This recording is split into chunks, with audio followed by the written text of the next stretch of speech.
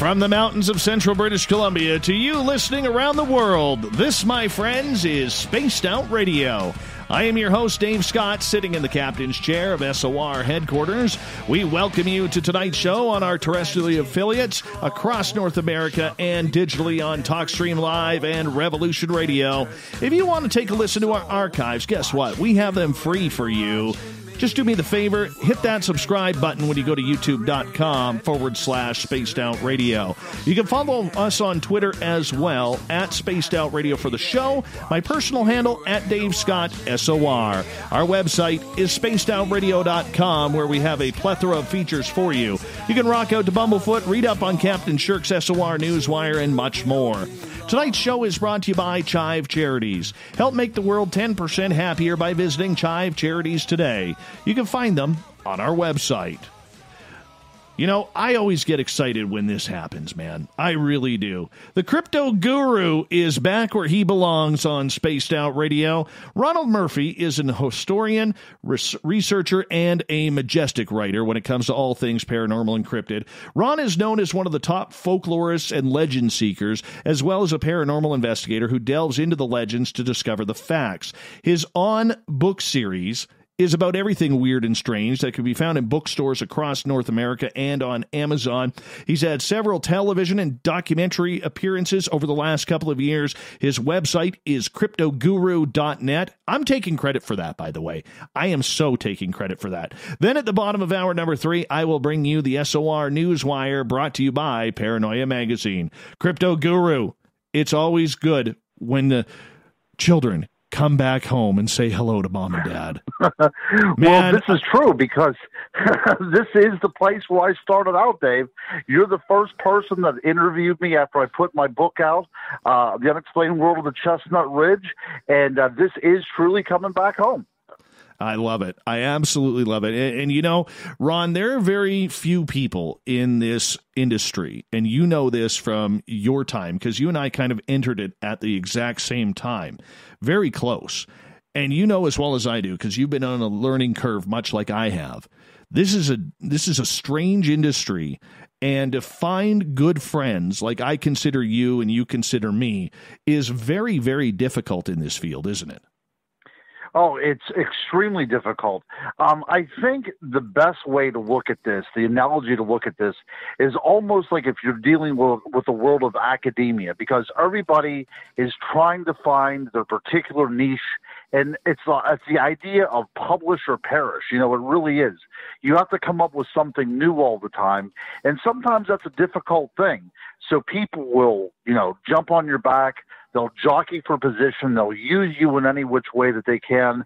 They'll make you believe that they're your friend. And at the end of the day, you're left, heartbroken. Look, I've been heartbroken a few times in this business with people that I thought were truly my friends, truly investigators, wanting to get to some sort of, root of the truth that's going out there.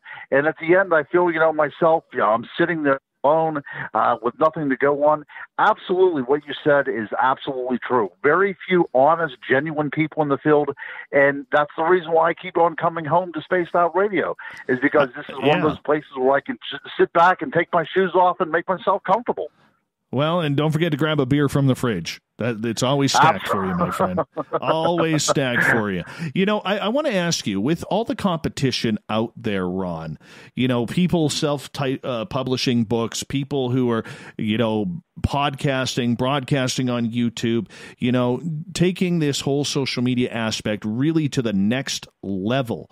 I got to ask you, how have you been able to stand head and shoulders above the rest and really bring yourself up to that upper echelon of writers when we think of, I consider you to be in that same category as, say, a Nick Pope or a David Weatherly or a John Tenney? Well, wow. I appreciate that. I'm very flattered to be in that company.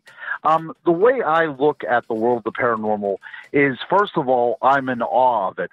Whenever I go to conferences, I am truly a fan of all these great researchers that I've followed throughout my life, and now I'm on the same panel as them. I mean, this is a great thing. I've been on panels with Lauren Coleman and Ken Gerhardt and Lau Blackburn and all these people that I've really admired throughout my entire life as somebody that's pursuing this very strange field of the supernatural. But I try to do as much research as I can. I try to look at it from a multidisciplinary point of view. So even if you don't believe in this stuff, even if you think this is complete hogwash, we're still trying to get to the psychological truth why we need these things that go bump in the night in our lives. And that is one thing that I've never pulled the reins on. I've always been that type of person that wants to appeal to a great multitude of people.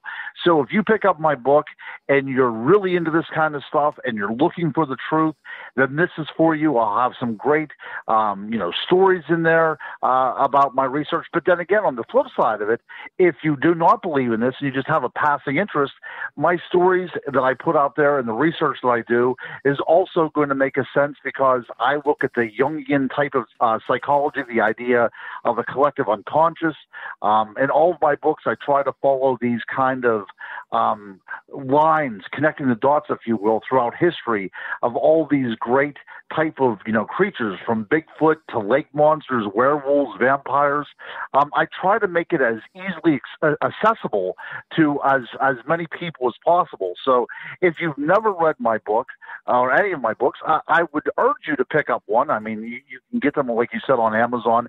And I would love to hear what you think, because I truly write books in a way that interests me. And if it interests me and it keeps my attention, that's something that I want to read. And I think that everybody else would follow in line and want to read the same thing. I think so as well. Crypto guru Ronald Murphy is our guest tonight on Spaced Out Radio. We're going to go down the entire gamut of strange and weird topics. And even for Goddess Michelle, our resident nurse who's listening to us on Twitter, we will be talking about fairies and mermaids. I will get that in for you because... yeah, Michelle's having a hard time right now because she's working so hard with helping people due to the coronavirus, and then she lives in Nova Scotia near where that catastrophic shooting happened over the weekend, leaving many people deceased. And so we want to give her some big time love tonight, getting into those topics as well, just for her tonight. Hey, let's do it. We'll do it. I respect anybody that's on the front line of this. These people are truly heroes. The idea of essential workers, it really puts everybody else to shame, because these are the people that are not only making the world go round, but they're actually saving lives. So anything that I can do to brighten up a little bit of her night, I will definitely do it. Let's do it. And we love her around here. We really, really do. Guru, when you started in this, you called yourself a folklorist. For many people who don't understand what a folklorist is, break that down for us. Well, I like to gather a lot of people call these things mythologies, the oral tradition from various cultures around the world. A lot of people discount First Nation eyewitness information, but I never did. I mean, that's one of the first places that I look to find out how Aboriginal people look at these things that we call Bigfoot or whatever other kind of monster that you call, because they were very closely tied to this. They are indelibly tied to this link, the wilderness, nature. So whenever I gather accounts from around the world, that's the folklore that I gather. These traditions that started out as oral traditions and that were eventually written down and later interpreted by white settlers or what have you. But if you really look at the idea of folklore throughout the world, then these things that we call Bigfoot or wild man, or the things that we call werewolf or dogman, or even mermaids and fairies, all cultures from around the world have them. They're called various things in different tongues, but at the end of the day, we're talking about the exact same archetype. And as a researcher, I find that unbelievably interesting. And as someone that investigates this boots on the ground type of thing, that really kind of urges me to continue, because obviously there is something out there at some time. I hear reports that people talk about. I've listened to your reports. these people aren't lying. People haven't been lying about these things for 5,000 years. Something has been going on, and it obviously is still going on. It's been discounted by mainstream science for whatever reasons, but for me and for the other great researchers that are out there looking into this mystery, I think that we will be validated someday. I truly do, and that's really what keeps me going. I want to hear more stories, and I want to get at the truth that's behind these stories. Well, and you do a good job with it. And the one thing, I think it's because of your educational background that you have, you are very much a romanticist of vocabulary.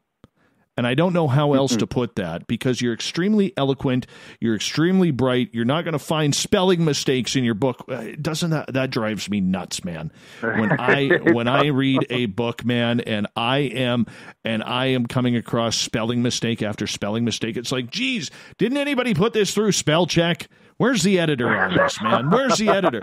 But it's true. I mean, you have a real romanticism with your vocabulary, that you're able to paint a beautiful picture, and that is something that is very difficult for a lot of writers to do.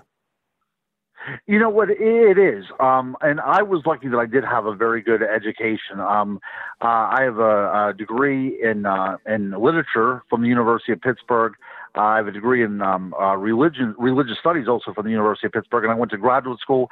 And I have a degree in history for a graduate degree in history from Indiana University of Pennsylvania, and I have a graduate degree in educational administrations from St. Vincent College here in Pennsylvania as well.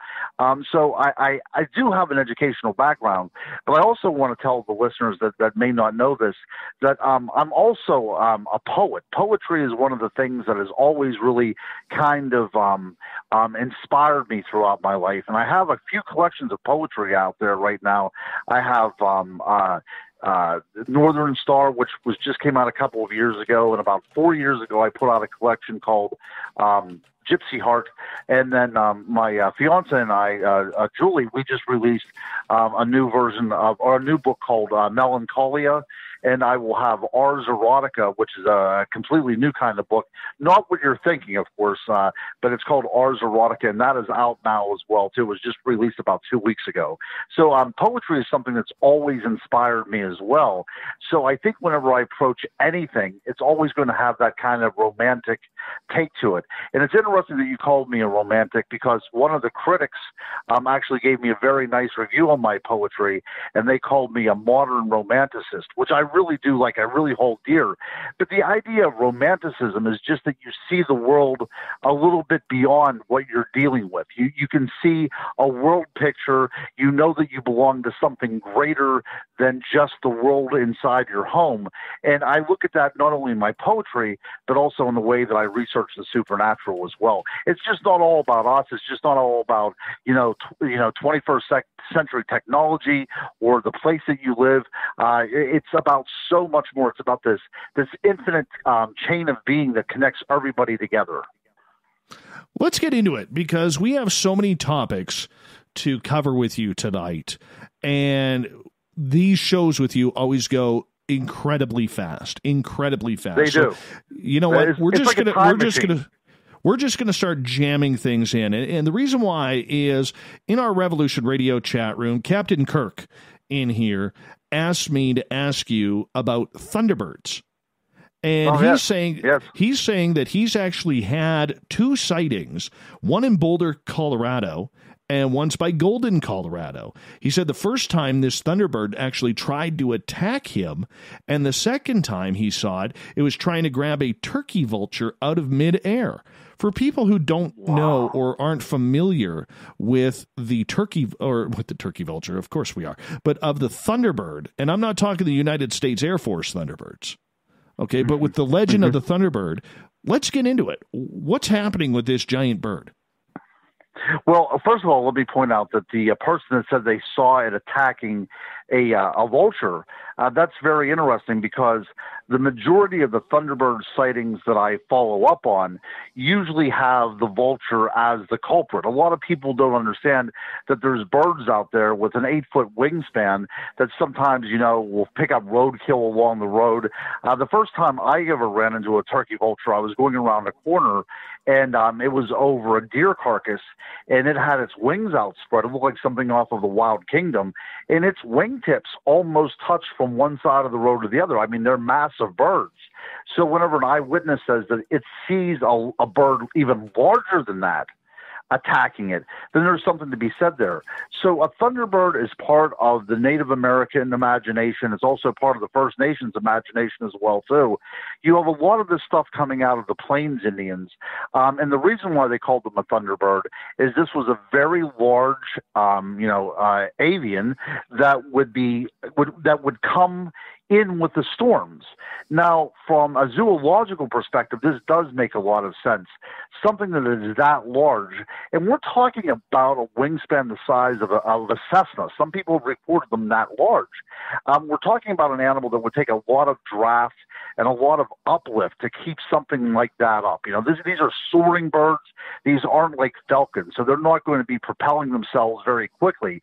They're going to rely on the wind to take them along. So whenever you look at the folklore of these First Nation accounts, of these traditional accounts, this makes sense that a bird comes in with the storms, because that's the kind of power that would be needed to keep something like this aloft. Now, there's reports here in Pennsylvania as well, too. I mean, I've investigated many, many Thunderbird reports. We look, I look as a cryptozoologist at the zoological record to figure out if there's anything in the fossil record that would kind of be an antecedent to this, okay? We do have something called the Argentavis magnificens, which was this very, very large bird that lived into the Pleistocene. It was believed that it may have died out 2 million years ago, but that doesn't mean that there wasn't a remnant population in the Americas, 14,000 years ago, whenever the Ice Age was receded. There might have been still a few around to allude to the collective unconscious, why people still have this knowledge of this bird in their folklore. That's fine if you're a First Nations person, but there's a lot of people reporting these things today.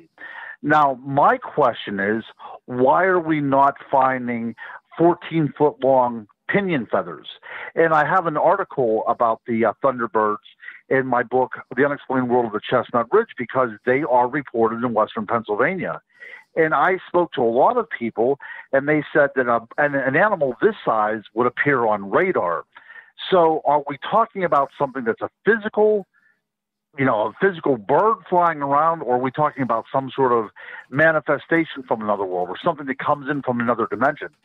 These are the kind of things that I'm trying to work out. But I get so many reports of people not only seeing these things, but coming in very close proximity to these things as well, too. I mean, up until maybe 50 years ago, there were reports in newspapers from around the country of children being picked up by these things. They were actually predatory type of birds, because a bird this size would probably be a scavenger. But people have reported, having children attacked, or, sheep carried off, or dogs carried off. A lot of people reported these things. But, getting back to the idea of the Thunderbird, it's obviously alive and well in some structure of the imagination, because people are still reporting encounters with these things. Let me ask you this. Okay. When we look at these Thunderbirds, where would they be hiding? Okay, because I realize North America is a big place, and as much as we don't like to think about it, there is a lot of uncharted territory in North America. It doesn't matter if you're in the lower 48 states, or if you're in Canada or Alaska, or even in areas of Mexico. All right, there's a lot of hiding spots for this. But if this is a creature that could be picked up on radar, how are we missing this? Why aren't we getting, nearly daily reports of a 40-foot-long bird flying? Right. That's my question. I mean, whenever I write about books, my books about this kind of stuff, I also have to be very rational about this as well, too. Where is the evidence? Because if these things are flying around, that means they're also breeding, and, nobody's ever come upon a thunderbird rookery, although if you would go through the high plains of the American Southwest, you can find a lot of very, very desolate points. But again, you have to have a breeding population of these things. So where are they hiding out? That's a good question. Here in Western Pennsylvania, we have the Chestnut Ridge is a place where I do a lot of my research, but there's still no hiding place, really a true haven for an animal this size. So that's whenever I start questioning what is going on. I've looked into the viability that this might be something that is a crossover from another dimension, that this might be some sort of hallucination formed by the geology of the area around us, or of course, talking to the person that's working in the healthcare industry, even the realm of the fairy. This comes into play because in Ireland we have many tales of fairies that will turn into very large birds. They will kind of transform into very large birds. So as part of my research, I try to fill in the gaps as much as possible, and I gather all the traditional tales told by various peoples. The First Nations saw them very much as physical entities, but they also have this kind of otherworldly power of the gods entities or side of them as well. That is, if they were some sort of harbingers of the supernatural. So it's very hard to kind of pinpoint the Thunderbird down. In your estimation, is this a mythical creature or a live creature that, much like Bigfoot, we just haven't found it yet? In my estimation, from the reports that I've gathered, people are seeing something that is physically there. Without a doubt.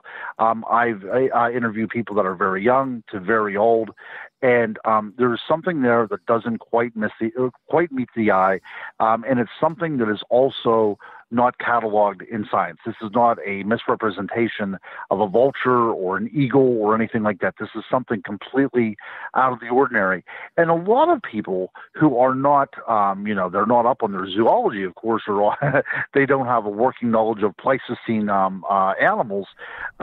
Many people report this very unusual fan-like tell that goes along with these sightings as well. And our friend, the Argentavis magnificens, had one of those type of fan-like tells, one of these very, very unique things in the avian world. And people are continually talking about this, and they're also drawing these things whenever they give eyewitness sketches. So they're obviously seeing something that is very much resembles this extinct flying bird. So is there a possibility that there's still these kind of, and that would be related to the condor. So is it possible there's an unidentified condor still, plying the skies of North America? Very unlikely, but it seems that it might be possible because people are still seeing these things. Guru, I'm going to get you to hold on right there because we are going to go to break at the bottom of the hour. The crypto guru, Ronald Murphy, is with us tonight on Spaced Out Radio. We are getting into all things strange, weird, and odd, and we're going to jam as much as we can into our short time with Ron, who we got for about another 2 hours here. But trust me, this one's going fast. CryptoGuru.net is his website. More with the Crypto Guru. We're getting into Bigfoot next on Spaced Out Radio. Nice.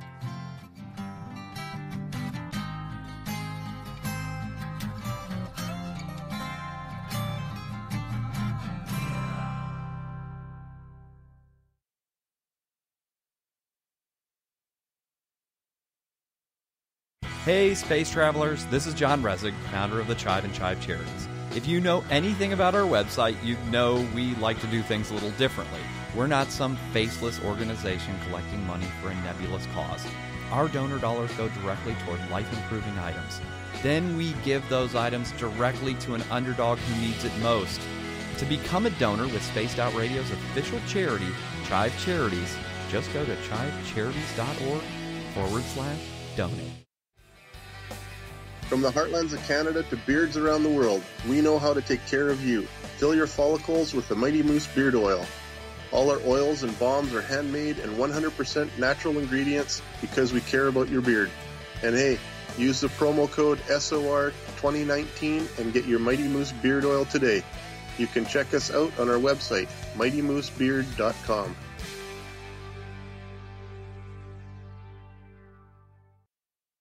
Hello, this is your guitar man, Ron Bumblefoot Thal, and I have to tell you, I love the response I get for Little Brother is Watching from Spaced Out Radio fans. It's amazing how music can inspire and make people think deeper about what's going on in the supernatural world.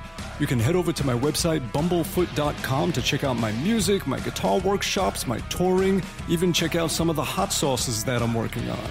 And make sure you keep on listening, because with Spaced Out Radio, you know Little Brother is watching. We're adding to the entertainment online for Spaced Out Radio. I'm Amber Beckrud, and I want to invite you to subscribe to our YouTube channel and check out Cryptid Tales, where I will take you on a journey into some of the strangest legends and lore from around the world, relaying the stories to you of the strange creatures and experiences that people have had throughout time. You can find Cryptid Tales at youtube.com/Spaced Out Radio. And while you're there, don't forget to check out our free archives and leave a comment. See you there. Hey everybody, the SOR Space Travelers is open. For just $5 a month, you can hang out with Dave and our crew privately in our members-only section. With your signing, you'll receive newsletters on what's going on with Spaced Out Radio. You'll have direct contact with the host during the show in our chat, live streaming videos, and a great forum for your posts and more. Become a space traveler now at spacedoutradio.com.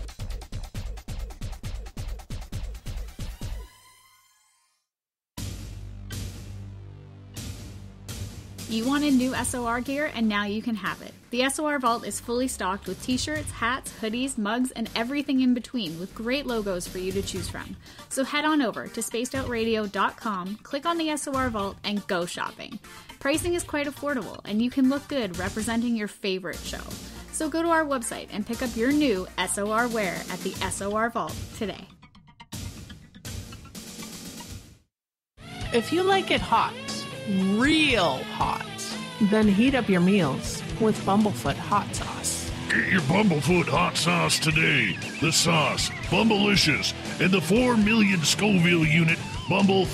We're going in hot, real hot, coming out even hotter. Keep the milk nearby and tantalize your taste buds tonight. Bumblefoot hot sauce, available now at kajans.com. Cold drinks, great food, and the best music in Vancouver. The Moose Vancouver is the place to be, open until 2 a.m. nightly. Everything on the menu starts at just $6.95. Who serves food that cheap anymore? At the Moose, you'll never know who you'll run into. Rock stars, actors, athletes. It's the place everyone wants to be. So join us at the Moose Vancouver, the official party bar of Spaced Out Radio. Hello, Space Travelers. It's me again, Carl. Don't forget to join the Space Travelers Club for just $5 a month and follow Spaced Out Radio on Twitter at Spaced Out Radio. Our Instagram, Dave Scott SOR. Our Facebook page is Spaced Out Radio Show. Our archives are free at youtube.com/Spaced Out Radio. Come woo it up with Spaced Out Radio today. Bye!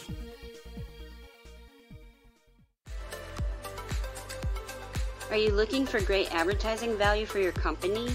Look no further than Spaced Out Radio. We have a multitude of places to get your name out there, including commercial ads during the show, special promotions, and banners on our website. Our audience is proven to support the companies that support our show. We can make your budget work for you. So for more information, please contact us at sales@spacedoutradio.com. At spacedoutradio.com, we are keeping you up to date on all the news with the SOR Newswire.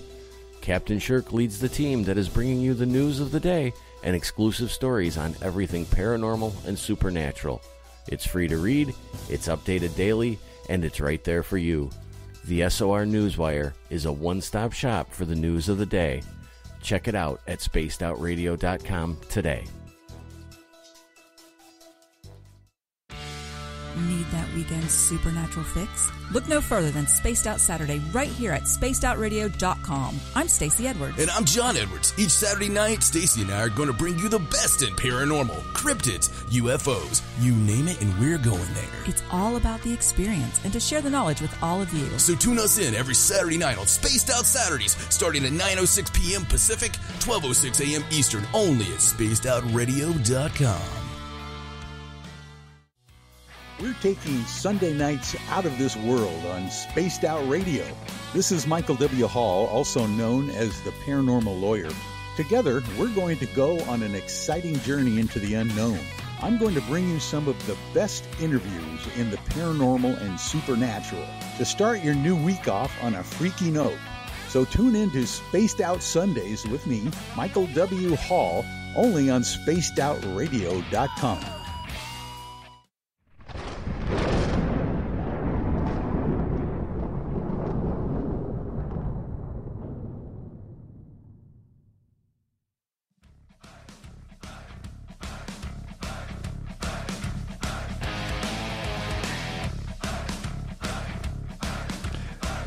Second half hour of Spaced Out Radio is underway tonight. I am your host, Dave Scott, sitting in the captain's chair of SOR headquarters. So glad to have each and every one of you tuning on in. Reminder to you that if you miss parts of this show or others, you can check out our free archives at youtube.com/Spaced Out Radio. Just do me the favor, hit that subscribe button. Our website is spacedoutradio.com, where we have a plethora of features for you, including rocking out to Bumblefoot and reading up on Captain Shirk's SOR, Newswire, and so much more. Don't forget to follow us on Twitter, the show at Spaced Out Radio. And of course, you can check out my personal profile at Dave Scott SOR.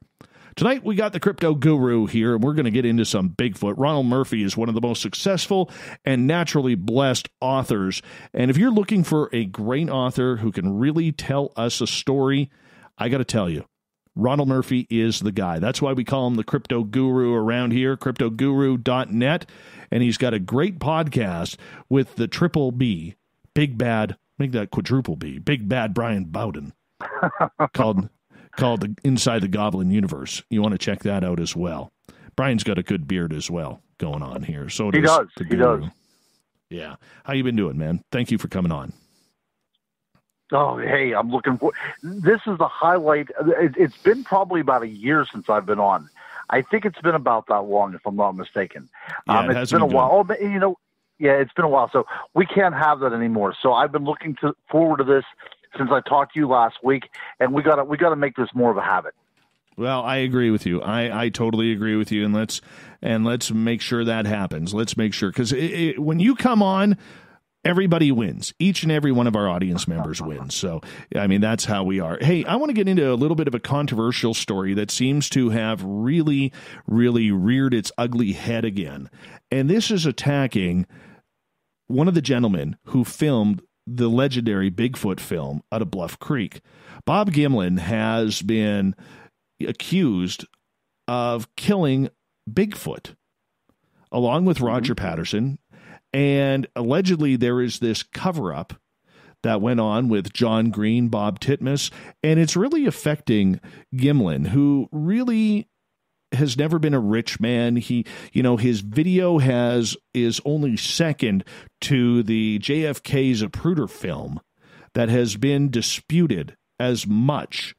And this is a gentleman who has literally, for the past 50 plus years, lived in a living hell in defending himself, his family, all for filming a Bigfoot. Tell me what's going on here. That's right. Well, a few things are going here, my friend. So we're talking about October 20th, 1967, the iconic Patterson-Gimlin film at Bluff Creek. Roger Patterson was one of these guys that's been looking for this creature. Bob Gimlin was, one of these quintessential cowboys that was kind of tagging along for the ride. And they uncovered their quarry. They uncovered what they were looking for.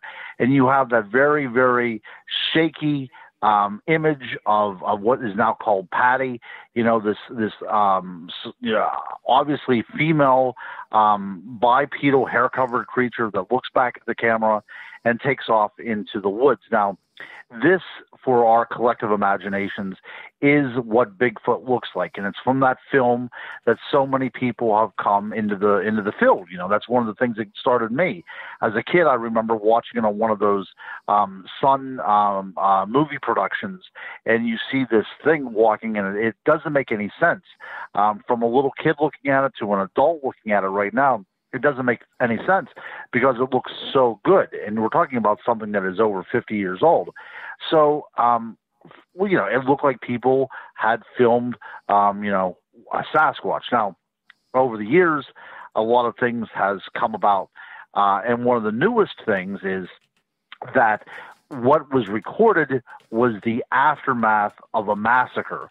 That depending upon who you talk to, Roger Patterson and Bob Gimlin were responsible for killing it, or they were responsible for getting the Canadian government there to kill it in order to allow logging in the area because these creatures were harassing the loggers. But what it's coming down to now, very recently, is that there is a supposition that Patterson and Gimlin had come upon these creatures. They had opened fired, or somebody had opened fired on them, and what you see is a wounded Bigfoot creature that is trying to get away from them as they're pursuing it to eventually shoot it down. Now, a lot can be said about this because as the quality of the film has been restored more and more, you have people like Jeff Meldrum, Dr. Jeff Meldrum, out of the University of Idaho, looking at this and saying, you can see the musculature moving underneath the skin, and then he said that you can also see some wounds on it. There's one bulging muscle in the leg in particular. Now, by him saying that, it seems that the wrong types of people have taken that in to mean that was a very fresh injury, and not only a fresh injury, but one that was caused by a bullet. And now people are pointing out that you can see red on the coat of this creature, you can see red in the sand around Bluff Creek. So what is going on now is that Bob Gimlin, who has always told the story that Roger Patterson said to definitely put the gun on this creature if it would charge, but not to shoot at it. That was been Bob Gimlin's story since this film first came out, that no shots were ever fired. But now people are making it seem as if Gimlin was at least an accomplice in this kind of shootout there on Bluff Creek that took out a family of Bigfoot. A lot of people say that there's more than one Bigfoot on that particular image, that you can see some hiding, or you can see one that has even fallen and it's dead. A lot of things have come out on that little piece of film that I personally cannot see. But that's one of the new things. So a lot of people are saying now that they stand with Bob Gimlin, that what he has to say is actually factual, that he's not trying to hide anything. And I agree. Some of the people that are coming out saying that this indeed happened, they're claiming that they talked to Roger Patterson's widow, and she backed up the story that, yes, indeed, there was Bigfoot that were killed that day. But I'm going to stand up for Roger, or for Bob Gimlin. Look, this gentleman is in the twilight of his years. He's making no money off of this thing whatsoever. He appears every now and then on shows, but he's not in great health. He's an old gentleman who just wants to go about his life, and the last thing that he needs now is some sort of controversy to come up, about this thing. So I think that we really do need to make a stand and kind of air this out. And I'm glad that you're bringing up this controversy tonight, because that's something that we can talk about a little bit. But yeah, I do not see it by looking at that film as something that is a creature that is in agony, that has been shot, that it doesn't seem that way to me. The motions seem to be very fluid. It doesn't seem like it's getting. It seems like it's leisurely getting away. There's no kind of attack movement that this thing makes. It doesn't look like it's in pain or anything like that. So I really think that we really have to stand up and say what Bob Gimlin said was true, and that all these people that are making these fantastical speculations is just trying to make money off of something that is over 50 years old. Why can't the Bigfoot community leave him alone? I mean, when you have somebody who comes out in any other field, okay, they are considered almost like royalty. Yet with Bob Gimlin, who is now, I believe, 85 years old, all right, they in this Bigfoot community continue to harass him, call him a faker, call him a liar, call him every name under the sun from every rumor they have ever heard. And I think it's disgusting, and I think it puts a real black eye on the entire Sasquatch community. Well, it does. One of the reasons why they're doing this, I think, is because Bob Gimlin can simply not be bought. He is not in this for profit.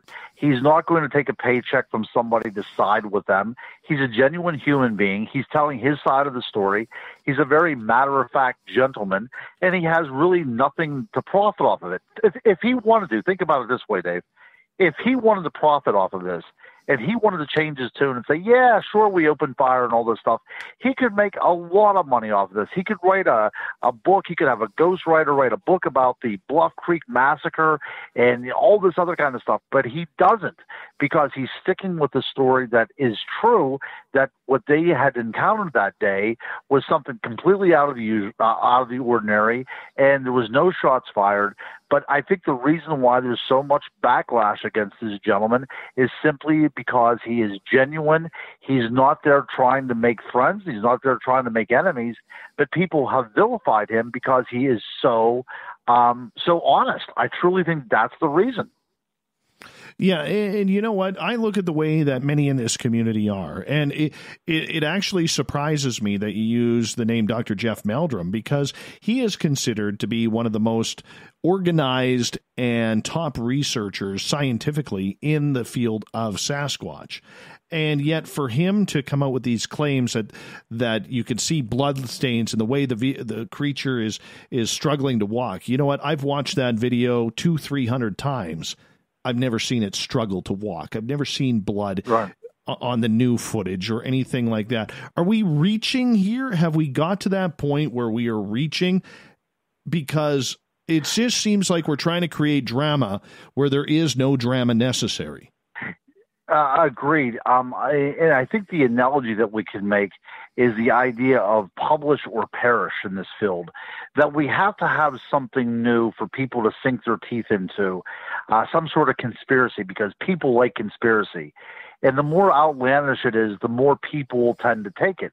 Look at this whole uproar that was caused by Todd Standing not too long ago, when he was filming these Bigfoot creatures that, you could only see the head and the eyes would move every now and then. And, somebody like that Jeff Meldrum, who I respect, and I've been on panels with him before, and I use a lot of his research into the world of Bigfoot in my research as well. I parenthetically have documented him many times in my works. But he is one of these people, and he's also a genuinely nice guy as well, too. But he is one of these people that will actually align himself with people that are very, malignant in this community, because he is trying to get to the bottom of this mystery as well. But whenever he aligns with these people, even if it's just for research, he seems to be promoting them or condoning them. And that's working in his disadvantage. I mean, there for a while, there wasn't very much that he was turning down. There was a Discovery Channel program made about the capturing of a Bigfoot, and it was very much aligned to the way they did the Mermaids Uncovered. It was one of these docudramas where there was a lot of, fakery going on as well too, but they were trying to sell it as if it were an authentic piece of investigation, and it wasn't that way. But he appeared on that. Now, I would never do something like that for the simple reason is I do not want to mislead anybody.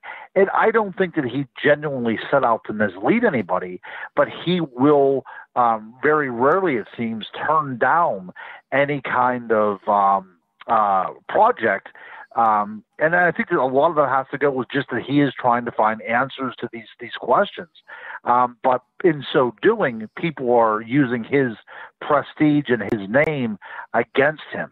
If he appears in your show, you're immediately going to believe it because he is such a well-respected person in this field. But he really has to be a little bit more careful about who he sides with, and he has to do a lot more editing, I believe, on the way he, even with Todd Standing, he said that he thinks that there was still validity into a lot of that man's investigations. And I don't know what your opinion of Todd Standing is, or the listeners' opinion of Todd Standing is, but the more research I've done into his background, the more it seems as if he may be leaning towards the side of the charlatan than the researcher. So what about the idea that there was an alleged frozen body of this creature that was killed? Well, that's the other thing as well, too, like the Minnesota Iceman.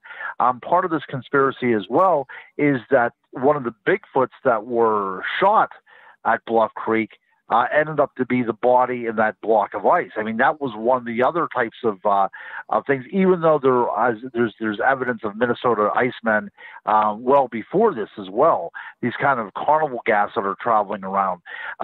Whenever the Minnesota Iceman was first looked at by cryptozoologists, there seemed to have been some wounds on that creature.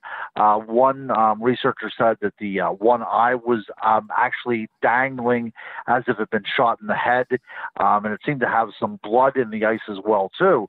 So I think what we're doing is we're kind of making the story up to fit what is going on at Bluff Creek. So somebody is looking at this small little piece of evidence and say, oh, that was obviously one of the creatures that was from that incident, and it was frozen, and we have the evidence all the time, and, it was uncovered, and then the government kind of whisked it away and put it under the carpet type of thing. So there's really a lot of dead ends in this, and people are trying to make something out of absolutely nothing. But that's an excellent point, that they thought this Minnesota Iceman might have been the result of that particular slaying of these creatures. I mean, can we look for any more type of excuses? I just, I'm listening to you talk, and I'm sure a number of people are if they're tuning on in, and I'm listening to you, and I'm just rolling my eyes, and it makes me want to swear. It makes me want to swear and call the BS that this truly is, Ron. I mean, we got to start leaving the guy alone. He's 85 years old. He's never made a dime off of this. Anybody else in his position would have literally tried to take this straight to Hollywood and make a ton of money. And after 15 years of basically not having a pot to go to the bathroom in, I mean, people are still attacking him. And, it doesn't matter what the theory is. Why can't we? Let's look at the overall big picture. Why can't we let it go, Ron? Right. And that's my point exactly. Somebody in Gimlin's case has nothing to lose. He could easily make $50,000 or $60,000 by doing an hour interview on television saying, this is what happened. We opened fire. These creatures are out there. Of course, he could make some money. He could put a book out and make tens of thousands, if not $100,000 off of it, if he would go along with this as well. That gentleman has nothing to hide. He's not making anything up. He's telling the truth. And these other people, I think, that probably wanted to have him come on over to their side and say the exact same thing, he did not do it, so now he's being vilified for it. I really think, look, there's a lot of money to be made out in this field if you don't mind faking things. If you don't mind lying, if you don't mind being the next P.T. Barnum, there's a lot of money to be made in this field because people are so enamored by this this creature that they want to find out anything that's new. And to bring out something this novel, this preposterous, people do want to buy into it and look into it. But he could make a huge payday off this. And the reason why he's not making a payday off of it is because he's refusing to lie about it. That's the bottom line. And they need to leave this guy alone. He's an icon for everybody in the cryptozoological world. If he really could make any money off of this by coming out, I'm sure that he would. But after this many years, my friend, he's not coming out because there's nothing to come out about. Well, let me ask you this then. With this community, we're always looking for proof. We always want that evidence. We always want that proof. And when the proof is finally there, even though it's 50 years old, look, we're still going back 50-some years to 1967 for the only real piece of evidence that we actually have about this creature, because there are so many people out there faking and hoaxing videos out there, and yet they aren't getting as vilified as they're not. That's right. As Gimlin is. Exactly. And I don't know what it is about these iconic pictures, why people are really hating on them so much. I remember doing a panel discussion with Linda Godfrey and Lauren Coleman up at the Michigan Paracon, and this was 2 years ago, as a matter of fact. And we brought up the slide of the Nessie sighting, the surgeon's photo. And, Lauren Coleman, someone that I have respected for years and years, he claimed that it was a hoax because the surgeon was having an affair with a lady in London, and he hoaxed the photograph to show that he was at Loch Ness instead of sleeping with this woman in London. Now, that seems like a long way to go around to prove to your wife that you weren't having an affair with somebody. You know, I'm still kind of blown away by the unedited Nessie photo. A lot of people say that this is a toy submarine, but if you would look at the unedited photo, you could actually see the far bank at Loch Ness. And I've done research on Loch Ness in person. It's a vast body of water, and if you would take a toy submarine, it would quickly be engulfed by that landscape. But if you look at this particular surgeon's photo that's not been edited, and you can see the far bank, this looks like a fairly large, substantial creature in the water. But even people, like I said, like Lauren Coleman, who I respect very, very much, he has really earned his due. But he will even go as far to say that was faked and it was to hide an affair that was going on. People will, for whatever reason, look at this evidence and really kind of have hatreds towards it. And this is really what got us started in it. And like you said, there's people doing Photoshop now with things that look remarkably well. I mean, there's flying gargoyles out there now climbing church steeples if you want to get on YouTube and see this kind of stuff. In my opinion, they're obviously Photoshopped, but nobody's coming out and speaking against that.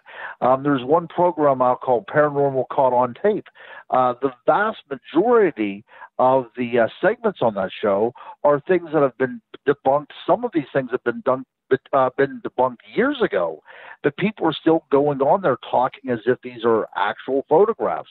But then you have somebody like, these pictures, like in the Nessie photograph that word is quite old, and people are still lashing out against these things.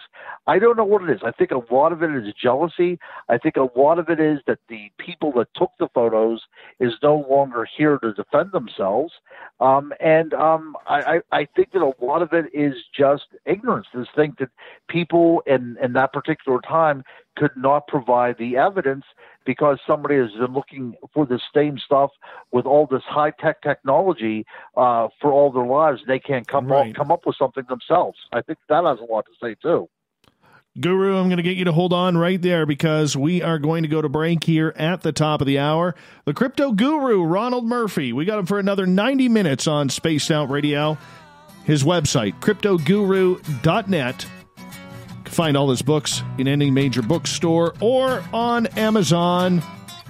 Coming up next, we're getting into mermaids, fairies, let's get into some folklore with the Guru.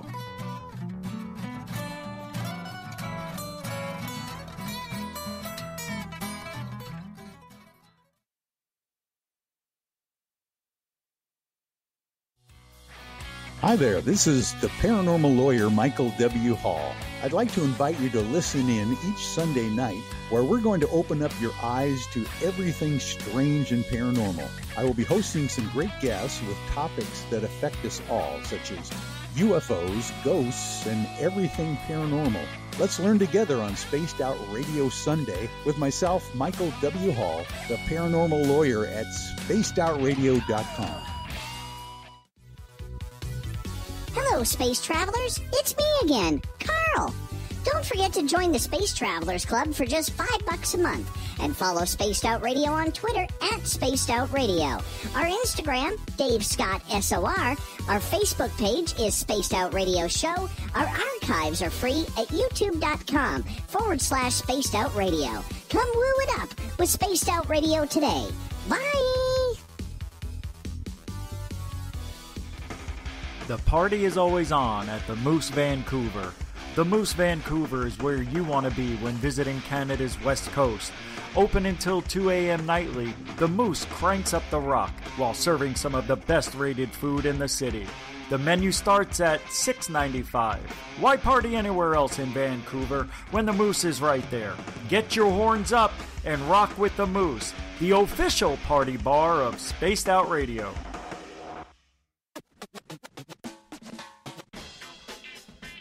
The SOR Vault is open for business, and do we have some cool swag for you to pick up? All you have to do is head over to our website and click on the SOR Vault. You have a variety of cool logos to choose from, and put them on anything you want. T-shirts, hoodies, hats, coffee mugs, you name it, we can get it to you. So do your shopping by supporting the store you love. Get your Spaced Out Radio swag at the SOR Vault today.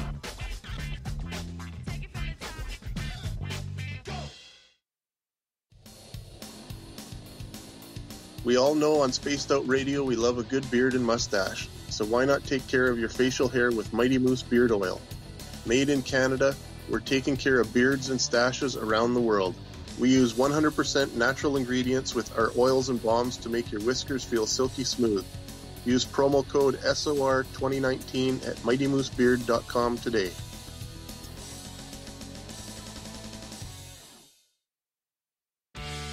Hey everyone, I'm John Edwards. And I'm Stacey Edwards. Together we're taking over Saturday nights on Spaced Out Radio, where we're going to bring our own experiences of the paranormal and talk to the best people we can find to help bring you answers to your strange tales. We're here to entertain your need for weekend woo! So tune us in at spacedoutradio.com starting at 9:06 Pacific, 12:06 a.m. Eastern, where we can all get a little spooky together. Spaced Out Saturday nights right here at spacedoutradio.com. For the price of 1 cup of coffee a month, you can become an SOR Space Traveler. The Space Travelers Club is a place where you can interact with other listeners, either live during the show or on our great forum. We want your stories, pictures, comments, and ideas. You'll get live video streams, exclusive content, and be a part of our newsletter. Stay in touch with everything SOR. The Space Travelers Club is just $5 a month at spacedoutradio.com.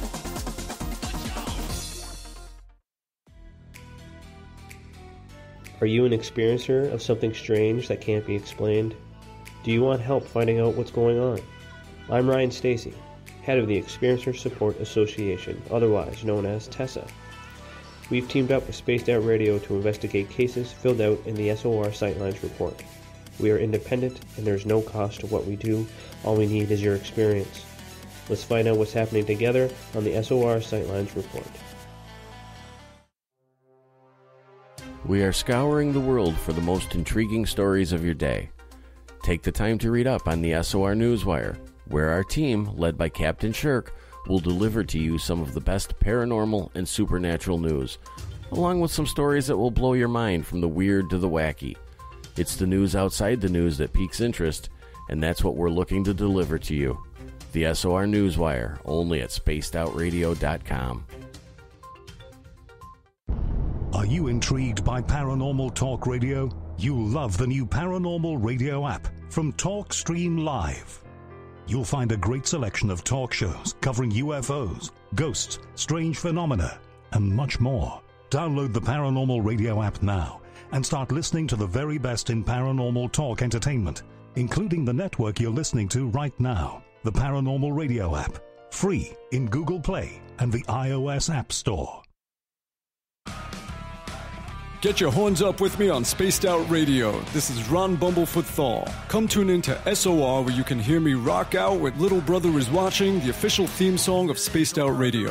And then come on over to bumblefoot.com where you can find out about my tour schedule, my music, and everything else. Bumblefoot.com keeps you up to date on what I'm doing and the best way to stay in touch with my music and music camps. Sign up for my newsletter at bumblefoot.com and remember, Little Brother Is Watching. Hi, this is Amber Beckrud, and I want to invite you to subscribe to our YouTube channel where we store all of the SOR show archives for free. And as an added bonus, every 2 weeks I'm posting brand new content on Cryptid Tales, where I will get into some of the spookier legends and folklore from around the world and tell the stories that go with them. Find us at youtube.com/Spaced Out Radio and check out Cryptid Tales today. Drop a comment and let me know what you want to hear. See you there. Looking for creative ways to get your company out in the public? How about advertising on Spaced Out Radio? Our sales department is waiting to hear from you, and we can work around any budget. From commercial spots to banners to special promotions, there are many opportunities to get your name and product out to our SOR listeners. For a price guide and more information, please contact us at sales@spacedoutradio.com. I'm feeling a little spicy tonight. What to do? What to do? Why not get Bumblefuck? 4 million Scoville units of pure hard rock. Bumblefoot hot sauces come in 3 flavors. The burning Bumble. Tone it down a bit with Bumblicious and throw the sauce on everything. Spice it up. Bumble me, baby. Bumblefoot hot sauce. Get it today at kajans.com. Hey, space travelers, this is John Resig, founder of the Chive and Chive Charities. If you know anything about our website, you know we like to do things a little differently. We're not some faceless organization collecting money for a nebulous cause. Our donor dollars go directly toward life-improving items. Then we give those items directly to an underdog who needs it most. To become a donor with Spaced Out Radio's official charity, Chive Charities, just go to chivecharities.org/donate. You're listening to Spaced Out Radio with Dave Scott. Follow Dave on Twitter at Spaced Out Radio and on Facebook, Spaced Out Radio Show. Hour number 2 of Spaced Out Radio is underway tonight. I am your host, Dave Scott. Thank you so much for joining us. We welcome back everyone listening in on our terrestrial affiliates across the continent. On the digital side, we're proud to broadcast on TalkStream Live and Revolution Radio. Remember, you can check out all of our archives for free by going to youtube.com/Spaced Out Radio. Just do me the favor, hit that subscribe button. The Desert Clam has set the password for tonight in the SOR Space Travelers Club. Jactitation. Jactitation is your password. Use it wisely, space travelers, as the Clam sets the password each and every night right here on Spaced Out Radio. Our website is spacedoutradio.com, where we have a plethora of features for you, including rocking out to Bumblefoot and reading up on Captain Shirk's SOR Newswire, along with follow us on Twitter at Spaced Out Radio for the show, my personal handle at Dave Scott SOR. The man with the at Crypto Guru Ron on Twitter, Mr. Ronald Murphy, otherwise known as the Crypto Guru. He is here tonight talking all things weird, strange, and odd. His website, cryptoguru.net.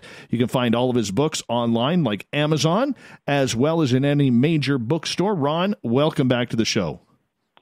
Oh, I'll tell you what, it's just flying by.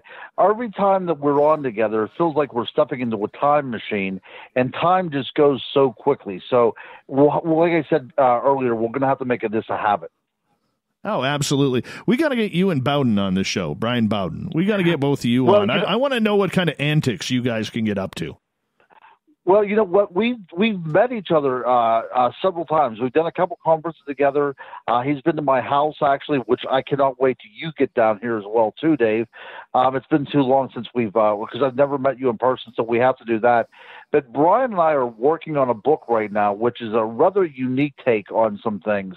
We're looking at ancient American sites that seem to have UFO influence. Let's just put it this way. And we're working on this book. My part of the book is already done, and Brian has to get off the pot. Now, once he gets off of that proverbial pot, Dave, the kind of information that we're going to have in this book is going to link up cultures from around the world with some very interesting sites in America. So as soon as that is done, hopefully we could be on this program together. Actually, we will actually debut it on your program. How about if we do it that way? Let's do it. I think that this will be a very interesting 3-hour conversation. Awesome. Let's do that. We will definitely do that. And Bowden in the chat room says, we will get arrested. We will get arrested. Oh, come on. Come on. That's all we need is the Men in Black showing up saying, we're canceling Spaced Out Radio. That's right. But we'll do it in such a way that it will have an academic flow to it, so they'll just think that they don't read that kind of stuff. They want to read this kind of pulp fiction trash, Yeah. Exactly. All right. I want to ask you, about mermaids. Because around the world, whether it's in tropical areas or whether it's in deep, dark waters, like the west coast of British Columbia, there's always been this legend of mermaids in the water. Some very voracious and vicious, trying to attract assailants from sailboats that were going across the 7 seas. Others that were just saying it was a beautiful creature that saved me from drowning and brought me to shore. What is the truth about mermaids? Do we believe that there is actually a mermaid species out there? Well, see, these are great questions, and, these are some of the things I try to answer in my book on mermaids, which is actually the first book on the series, in my On series. And this is because my daughter Willow was watching a show about mermaids on television, and she said, Dad, do mermaids exist? And I said, well, I don't know. I never gave it much thought. And she said, well, you write all this crap about Bigfoot. Is there any way you can do some research on mermaids? And I said, well, I'll see what I can find. And after about a week's worth of research, and this was just kind of cursory, research, just as a little side thing, I became so fascinated that my On Mermaids became the very first book in my On series.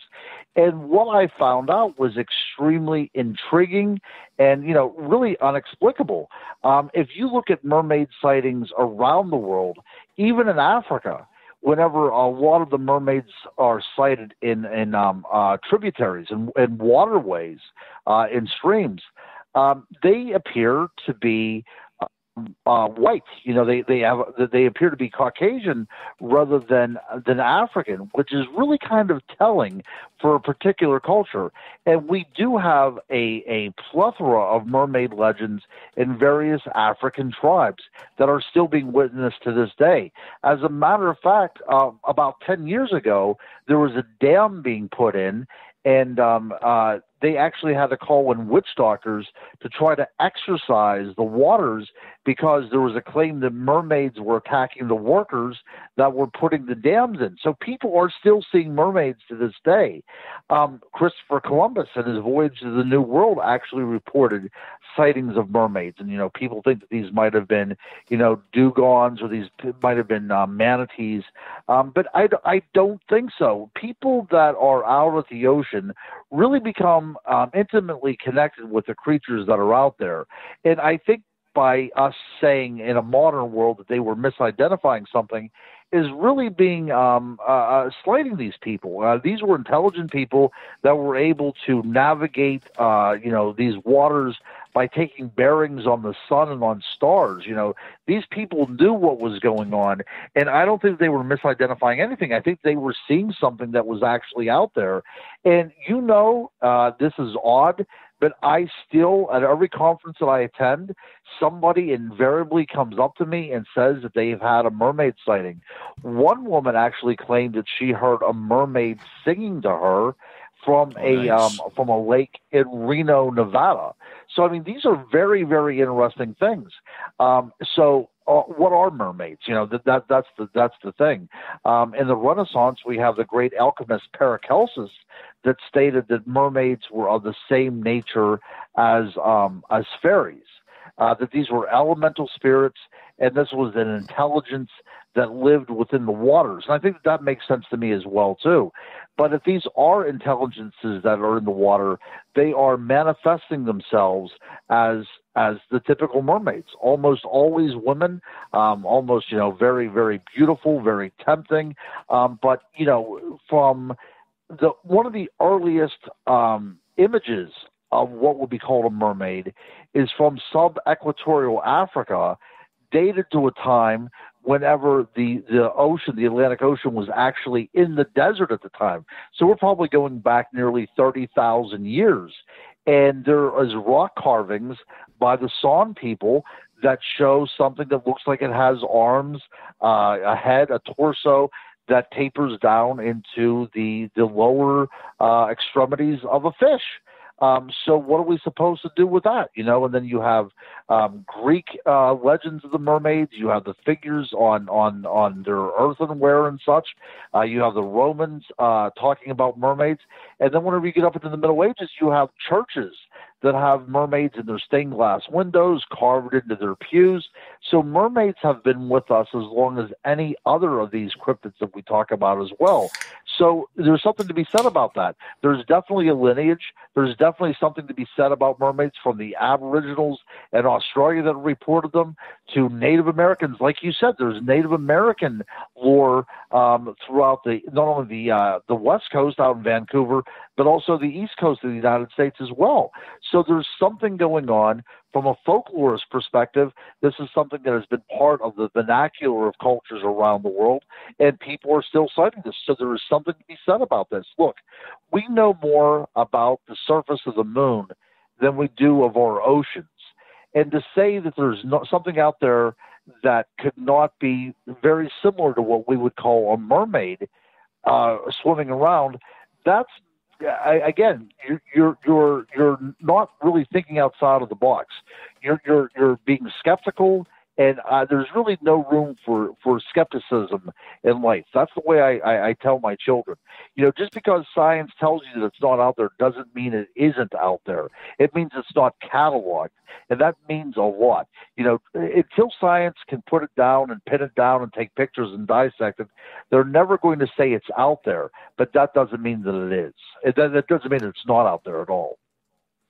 Well, I can understand people seeing mermaid-like creatures if you're on a beach set or have a connection close to the ocean. But to have a mermaid sighting in the middle of the lake in Nevada, I'm not buying that one.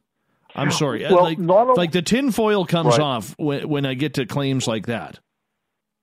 Well, not only was it a lake in Nevada, it was a man-made lake in Nevada. So this is where we kind of bridge into something else, some other territory. What if we are saying that mermaids are elemental spirits of bodies of water? Okay, now at that point, it becomes very interesting, doesn't it? Is there something to be said that in natural surroundings in this world, whether we talk about forests or we talk about deserts or we talk about large bodies of water, can we say that there may become denizens of these things that have this intelligence, this kind of guardianship over these things, and we call them mermaids, but they're actually some sort of caretaker of this particular environment? Of course, whenever you talk about fairies, people kind of, they kind of shy away from that term because they think about the little Tinkerbells from Walt Disney, and they think about this little Marilyn Monroe figure with diaphanous wings. But if we think about it, kind of differently and think about that all of matter is made up of different elements, and is it possible that these elements come together to form a particular type of sentient being? I mean, it's extremely possible. That's something that I've been researching now for over a decade, and it starts making sense to me that even though we're talking about man-made bodies of water, we're talking about the attraction to these things or the manifestations out of these things. And it's a very, very interesting course of topic. I mean, it's actually a show all unto itself. But look, just to go a little bit far afield, if I could take a little tangent here. Please do. We know that human thought can manipulate our environment. People have taken plants and, they will sometimes play music for them. But there's also been studies whenever you would, go in every morning and curse them and tell you how much you hate them, and you still take care of them, but your emotions towards those things seem to affect to the point that they don't do very well and they eventually die. Now, there's been one Japanese study that shows that water can also be affected the exact same way, that if you show praise towards water, the very molecular structure of that water changes. Now, is it possible, again, we're all talking about speculation and conjecture, but is it possible that water and all the elements around us have this kind of built-in being that can take shape and take form? I am a very big proponent on the Gaia theory, that the world we live on is an intelligent being, that if we can somehow get in harmony with the world around us, life would be a lot easier on everybody and everything. That if we learn to get along with not only our fellow man, but also the rainforest and everything that's in them, and we have this common respect, then life would be a lot different. So is it possible that the world around us has this ability to influence us the same way we have our ability to influence it, and sometimes it appears in a guise that we find acceptable, such as a wild man or a mermaid? Something to think about. And of course, that deals a lot with the fairy realm as well, too, because fairies are never really one thing, are they? They're always kind of nebulous. They're always kind of taking different shapes. So there is something to be said about the idea of shape-shifting and this intelligence that somehow affects the way we feel about the world around us. Do you believe there are areas and pockets on the planet right now where this species is surviving? Oh, yes, without a doubt. Whenever I wrote my fairy book, I found it very interesting that people are on cruise ships. They don't report seeing fairies, but a lot of people on cruise ships don't report seeing anything whenever they're out there because they follow a natural route. It's almost like having a highway out on the water. So naturally, large animals or intelligent animals, especially like whales, aren't going to be in those particular areas because you want to stay away from human beings, because human beings usually don't treat other living things very well. And it's very possible that these things that we call mermaids are existing away from people. Now, there's a lot of other things to be said from a biological perspective. Are these things air-breathing animals? Are they kind of, are they cetacean? Are they like a whale, or are they like a dolphin, or are they more, humanoid? Or, are they actually in the form that what we would think of a mermaid would be? Is that what they are? I'm tending to think that they're probably not, but they look so much similar to the way we would think that they differentiate themselves from other animals. That's the way I look at it. But to say that there is something in the ocean that has not been discovered, unequivocally, I think that any mainstream scientist would say the exact same thing, that sea monsters exist in some rationale. And by that, an extension of that, to say that there's something that could be like a mermaid, an intelligent, advanced species swimming our oceans, I think that can also be said. And look, I live in Pennsylvania, and I know in eastern Pennsylvania, there was a report, I believe it was in the early 1900s, maybe the 1920s, of a fisherman spotting a mermaid in the Susquehanna River, of all places. Now, a lot of critics have said that it was a seal that got off track and kind of went up the river. But people, this is so part of the collective consciousness of the world that people still see these things. In Israel, The government put out a bounty of anybody that could capture a mermaid because these things were being seen all the time. And if you want to go to YouTube and look up Israeli mermaids, you can see a lot of really cool photoshopped mermaids. But people were reporting these things all the time to the point that the government actually stepped in. Are they misidentified animals that we already know? I'm sure a vast portion of reports are, but there's also that small portion that would say that this is an unidentified animal that we know nothing of, and it seems to be related to what we would call a mermaid. What about unicorns? Nicole wants to know about unicorns. Yeah, well, unicorns are these very interesting creatures as well, too. If you would look at the historical record, the Greeks talked about unicorns, the Romans talked about unicorns.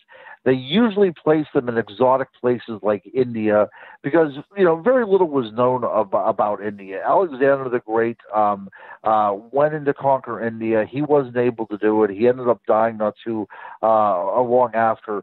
So India always had this kind of very mystical appeal to it, this very exotic appeal.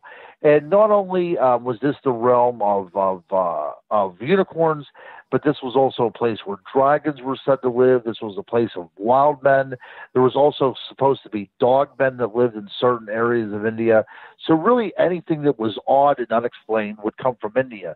So some of our first reports come from the Indian subcontinent concerning unicorns.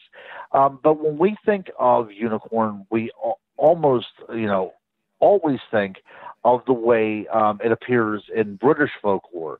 This dazzling white horse, sometimes seen with a goatee, this great, majestic horn that grows off the center of its head. It's only being able to tamed by a virgin.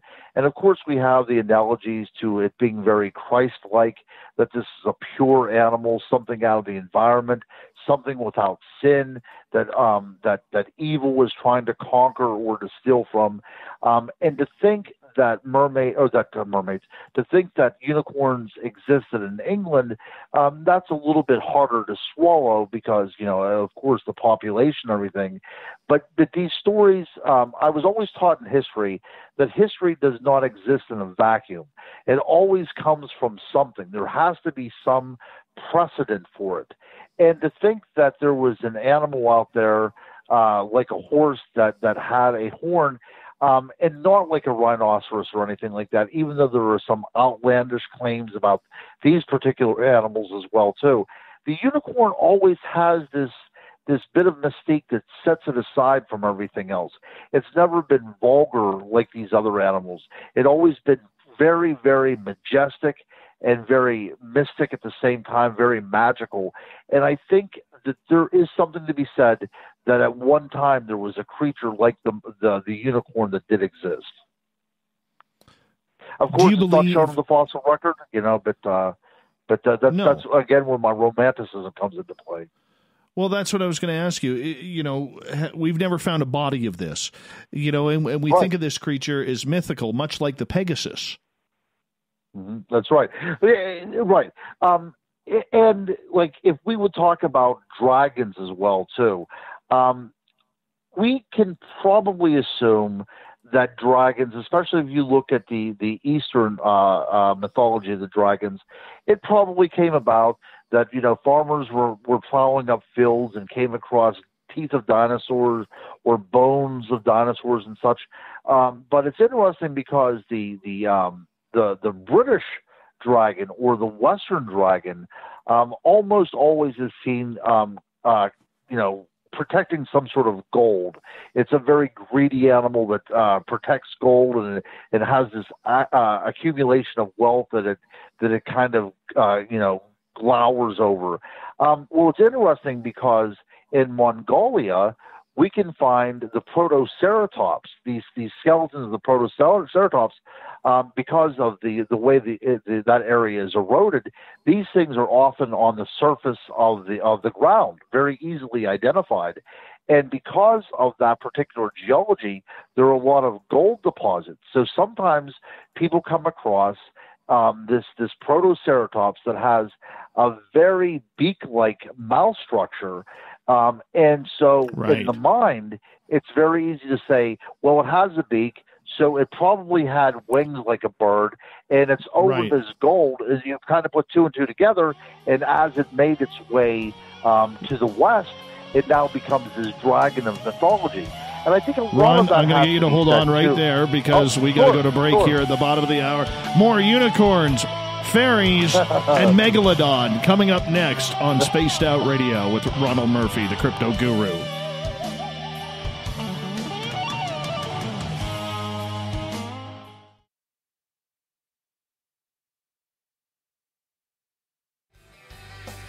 From the heartlands of Canada to beards around the world, we know how to take care of you.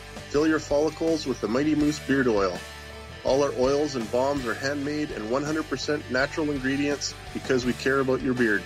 And hey, use the promo code SOR2019 and get your Mighty Moose Beard Oil today. You can check us out on our website, mightymoosebeard.com.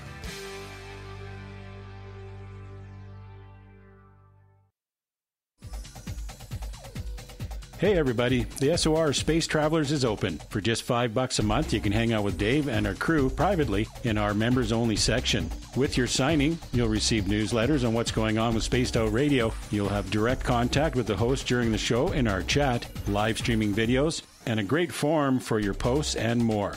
Become a space traveler now at spacedoutradio.com.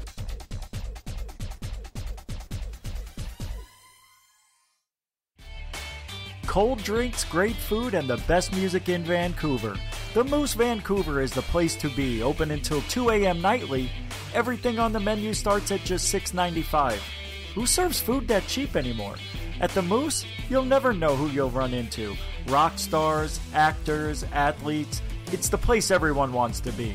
So join us at the Moose Vancouver, the official party bar of Spaced Out Radio.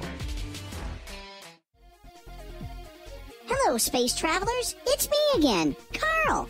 Don't forget to join the Space Travelers Club for just $5 a month and follow Spaced Out Radio on Twitter at Spaced Out Radio. Our Instagram, Dave Scott SOR. Our Facebook page is Spaced Out Radio Show. Our archives are free at youtube.com/Spaced Out Radio. Come woo it up with Spaced Out Radio today. Bye! We're adding to the entertainment online for Spaced Out Radio. I'm Amber Beckrud, and I want to invite you to subscribe to our YouTube channel and check out Cryptid Tales, where I will take you on a journey into some of the strangest legends and lore from around the world, relaying the stories to you of the strange creatures and experiences that people have had throughout time. You can find Cryptid Tales at youtube.com/Spaced Out Radio, and while you're there, don't forget to check out our free archives and leave a comment. See you there. We're taking Sunday nights out of this world on Spaced Out Radio. This is Michael W. Hall, also known as the Paranormal Lawyer. Together, we're going to go on an exciting journey into the unknown. I'm going to bring you some of the best interviews in the paranormal and supernatural to start your new week off on a freaky note. So tune in to Spaced Out Sundays with me, Michael W. Hall, only on spacedoutradio.com.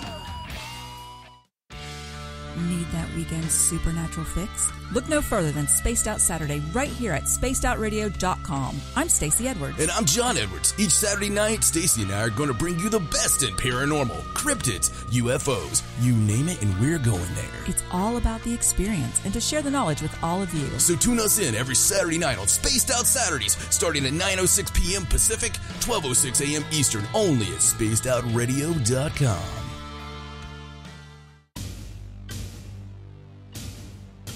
You wanted new SOR gear, and now you can have it. The SOR Vault is fully stocked with t-shirts, hats, hoodies, mugs, and everything in between, with great logos for you to choose from.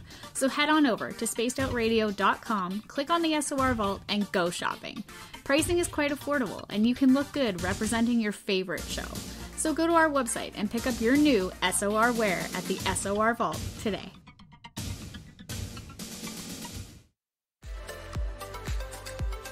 Are you looking for great advertising value for your company? Look no further than Spaced Out Radio. We have a multitude of places to get your name out there, including commercial ads during the show, special promotions and banners on our website. Our audience is proven to support the companies that support our show. We can make your budget work for you. So for more information, please contact us at sales@spacedoutradio.com. Hello, this is your guitar man, Ron Bumblefoot Thal, and I have to tell you, I love the response I get for Little Brother is Watching from Spaced Out Radio fans. It's amazing how music can inspire and make people think deeper about what's going on in the supernatural world. You can head over to my website, bumblefoot.com, to check out my music, my guitar workshops, my touring, even check out some of the hot sauces that I'm working on. And make sure you keep on listening, because with Spaced Out Radio, you know Little Brother is watching. At spacedoutradio.com, we are keeping you up to date on all the news with the SOR Newswire. Captain Shirk leads the team that is bringing you the news of the day and exclusive stories on everything paranormal and supernatural. It's free to read, it's updated daily, and it's right there for you. The SOR Newswire is a one-stop shop for the news of the day. Check it out at spacedoutradio.com today. Hey, space travelers, this is John Resig, founder of the Chive and Chive Charities. If you know anything about our website, you know we like to do things a little differently. We're not some faceless organization collecting money for a nebulous cause. Our donor dollars go directly toward life-improving items. Then we give those items directly to an underdog who needs it most. To become a donor with Spaced Out Radio's official charity, Chive Charities, just go to chivecharities.org/donate. If you like it hot, real hot, then heat up your meals with Bumblefoot hot sauce. Get your Bumblefoot hot sauce today. The sauce, Bumblicious, and the 4 million Scoville unit Bumble. We're going in hot, real hot, coming out even hotter. Keep the milk nearby and tantalize your taste buds tonight. Bumblefoot hot sauce, available now at kajans.com.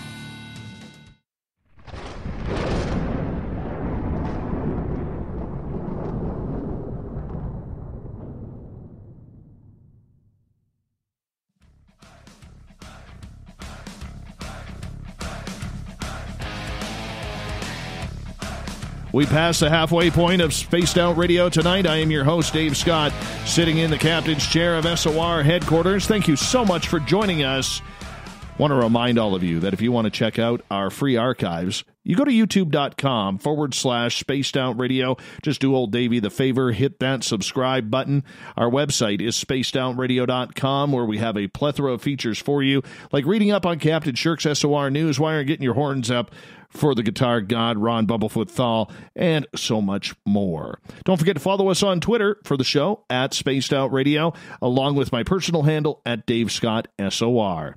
The crypto guru, Ronald Murphy, is here tonight, talking all things legendary and folklore-ish. His website, cryptoguru.net. You're going to love him. His books are all in major bookstores and online. Guru, right before the break, we were talking about unicorns. And a lot of people, when they think unicorns, they think of the narwhals. They think of rhinoceroses. Yet if you go back in Greek mythology with the Pegasus, the unicorn, German mythology, it's all around that European area. I'm surprised if this creature actually did exist at one point, even if it was 100,000 years ago or 50,000 years ago, that we have never found a skeleton with it. That we've never found a skeleton. That's absolutely true. But we do find a lot of skeletons of horses. I mean, that's something that's very, very common. And these things may have been in such high regard that, the horn was removed by people that found them, or the often happens in nature as well too, that certain body parts are eaten. It's very possible that if this creature was a flesh and blood animal, that was just something that was naturally taken away from it. Very, very possible. But that's not to say that they didn't exist. I mean, there's dinosaurs out there that are being that are being found. New dinosaurs that are being found every year. So to say that we might one day uncover a unicorn, that's something to be said. But it's interesting the way you had talked about this too, because what happens if these things existed up until 200,000 years ago? anatomically modern humans have been around for 200,000 years, and we know that anatomically modern humans like to hunt, and it's very possible this is some sort of trophy that they were after, and we may have caused these things to go into extinct, especially if it was already a dwindling population by this time. We're talking about a time whenever ice sheets covered the vast majority of the world, and we're talking about people that, really had a hard scrabble life, and everything was fair game, and it's very possible that what we call the unicorn was, of course, admired by these people. They were seen as something magical and something supernatural, maybe some sort of connection with the gods, because they appeared so differently, and they were, unfortunately killed for that reason. And these certain body parts were used in ceremonial objects and such. We do know in the Middle Ages that people were able to buy unicorn horns, and they assumed that these were narwhal horns, and we could find powdered unicorn horns called alicorn. That's what the powder was used for medicinal purposes was called. So we do know that there was a trade in unicorn parts in the Middle Ages. Now, again, was it narwhals, or was people still, going out and hunting the last few of these things that were still in existence?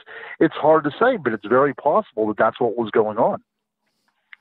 Crypto guru Ronald Murphy is with us. Let's move on here. Renee down in New Zealand is saying, Guru, how about brownies, elves, trolls, and Dave's favorite, gnomes? And I am one with the gnomes now. I am one with the gnomes. I know how you... So you have come over to the gnome side then. Is that what you're saying? I have. After my stern warning by our good friend David Weatherly about a year and a half ago, I am one with the gnomes. Okay, wait. See, I don't know the story, so you might have to give like a quick 3-minute synopsis of what happened. Okay, How did you go from your overriding fear of the gnome to now having acceptance for this creature? Well, David Weatherly sat me down when he was up here, and he's like, we have to have a little talk. And I said, okay. He goes, this whole thing where you're freaked out about gnomes, man. He goes, you got to stop that. And I kind of laughed, and he looked at me, and he kind of gave me that serious look. And he's like, dude, I'm dead serious about this. He goes, and he started telling me this story about a friend of his who literally, hated gnomes. And the next thing you know, he watches a gnome steal his phone while he's sitting on the embankment of a creek. And so David was like, well, you have to go make an offering for this thing now. And so he brought him a gold bowl, and the phone came back. The bowl went with the gnome, and there you have it. And he said, if you continue to put negative vibes and juju out there against the gnomes, they're going to turn on you, man. They're going to mess with your car. They're going to come into your studio and screw things up. He goes, you don't want to mess with them. They will always find a way, And so ever since then, man, I've been one with the gnomes. Well, that's great. And see how we bring all this stuff together in the course of our 2.5 hours on air. I talked earlier about having this synchronicity with the vibrational forces of nature, and that's basically what we're doing. That if we put toxicity into the environment, toxicity is returned to us. And I think that there's a lot to be said about that. I think that we are all vibrational creatures. We're energy creatures, and everything around us is energy, and we can somehow manipulate our environment and by doing that kind of stuff. Now, the interesting thing about gnome is whenever I talked about Paracelsus, and he had this whole idea of mermaids being, these protective spirits, these intelligent spirits of the water, he also said that the protective spirits of the earth were the gnomes. And the same guy that named the mineral zinc. So if you take a vitamin and you take it and it has zinc in it, our friend Paracelsus gave the name zinc to that particular mineral. And he also gave us the name gnome, which probably comes from some sort of German word that means of the earth. But so the idea of the gnome being this elemental protector of the earth, the same way the mermaid is the elemental protector of the water, that all comes from that same type of source. And now the person from New Zealand, what was her name again? Renee. Renee. Okay, so Renee brought up a lot of different things. Like, for instance, the brownie. That is a particular fairy that usually deals with some sort of habitation. It deals with a particular house, a particular farm. It has a particular habitat in a place. So, if you have a house spirit, that is sometimes seen as a gnome.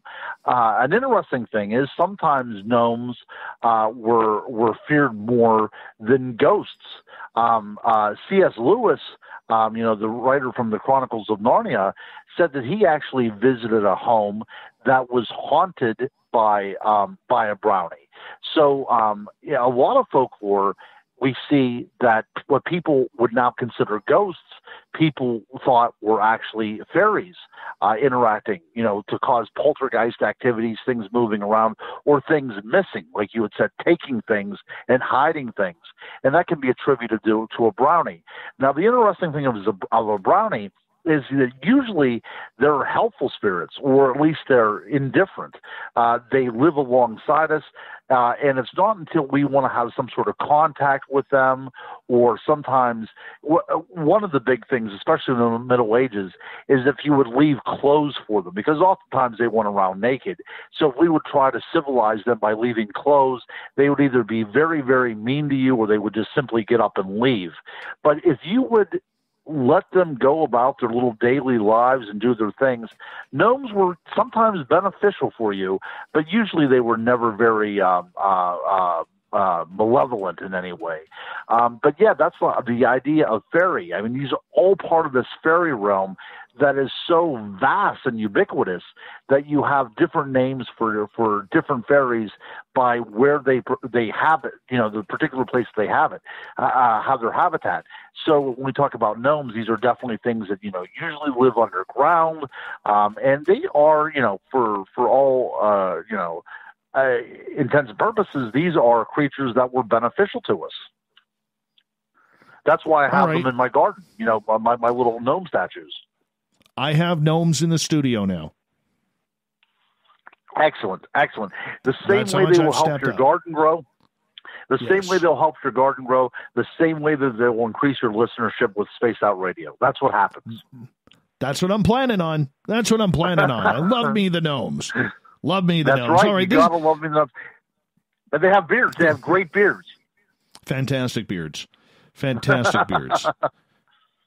All right, this leads to Nicole's question, and she is asking, what's up with the mushroom rings and fairies, doorway markers, party furniture? You're the man to ask. Well, the fairy rings is an interesting thing, and if anybody wants to read a history of fairies throughout the world, they can buy my book that was just released last year called On Fairies. It's a very interesting study, and I have a whole chapter in there on fairy rings. And they seem to act as portals to another world, the fairy realm, if you will. So in these circular images, you see the fairy rings as very circular.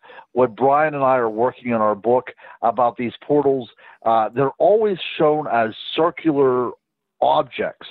And it's very possible that what we talk about with fairy rings was was an entry point to another realm, the fairy realm. I think that's very interesting. It's a very ancient thing, and it's also shown in cultures around the world. So the fairy ring is something that you wanted to avoid because some beliefs were that if you stepped into the fairy ring, you would be taken to the fairy realm for sometimes 7 years and a day and then be released, or sometimes you would step into a fairy ring and never be seen again.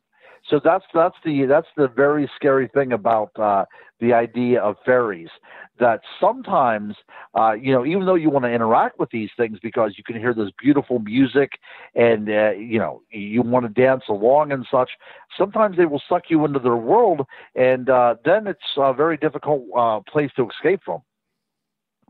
Mm-hmm.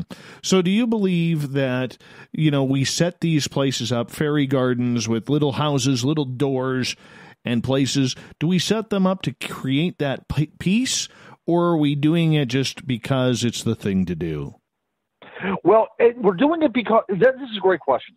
We're doing it because it's interesting. But I do believe in the idea of portals, that a portal can be a naturally occurring thing, or it could be something that would be set up with intentions as well, that you can put up something and things can pass through, almost like a Ouija board. You are making a connection with another world that we know very, very little about. The idea of putting like a little fairy door out in your garden is allowing certain elements to go from one world to the other if that is the intended purpose of what you're doing it for. So if you want to commune with the unknown, this is one of the ways to do it. But you just have to be very careful about what you're doing, because you really don't know what might slide through that door. I mean, you want to have these nice little garden pixies to help your flowers grow, but you also don't know what other kind of spirits might come through that doorway as well. Right.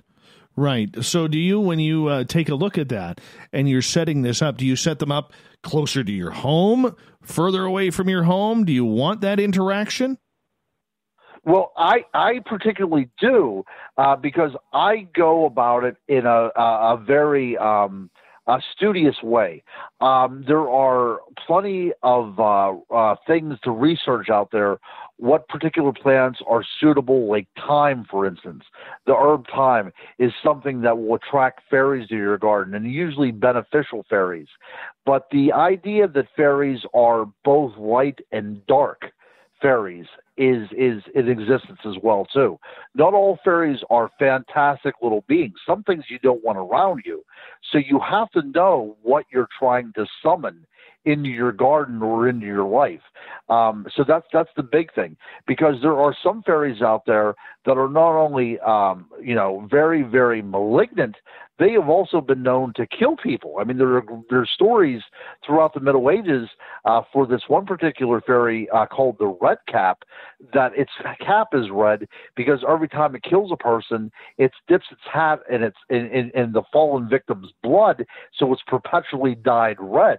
These things you don't want to call out. But like I said, there's two different types of fairies that have been classified either as fairies of light or fairies of the darkness, or dusky fairies, as they were called. And you want to be very careful about what you summon.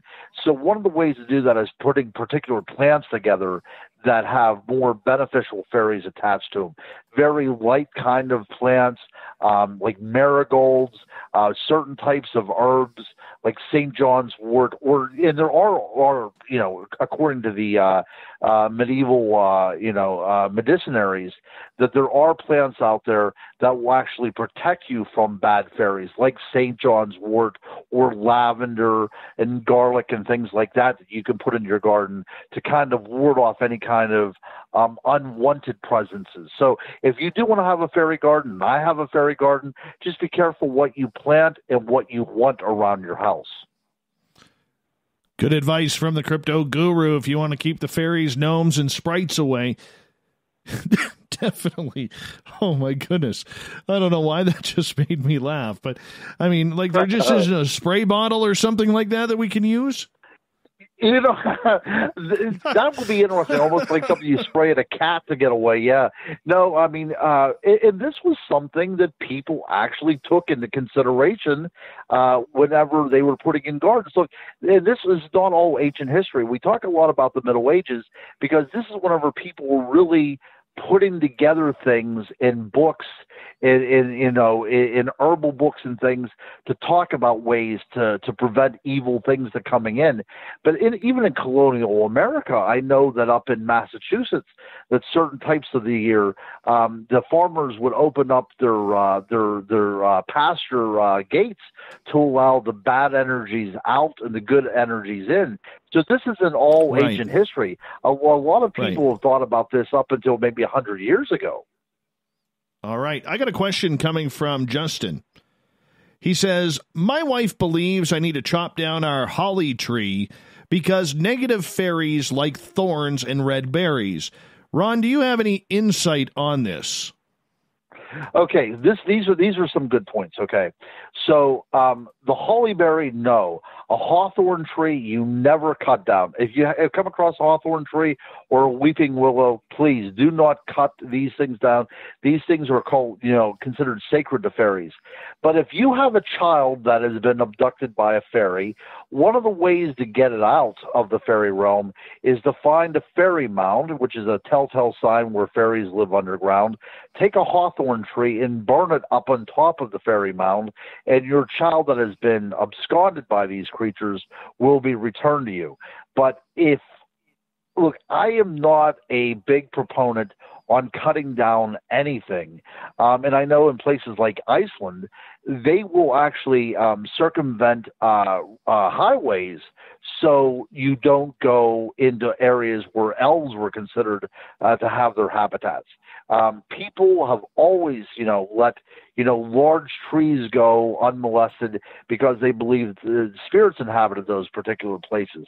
So, look, Justin, I would just tell your wife that I would have no fear of any kind of malignant fairy being in your holly tree. What I would have a fear out is that there might be fairies that do exist in that particular area, and if you cut down that tree, it may make it even worse because they're going to seek some sort of retribution for cutting it down. Yeah, you don't want to be doing that. You definitely don't want to be doing that.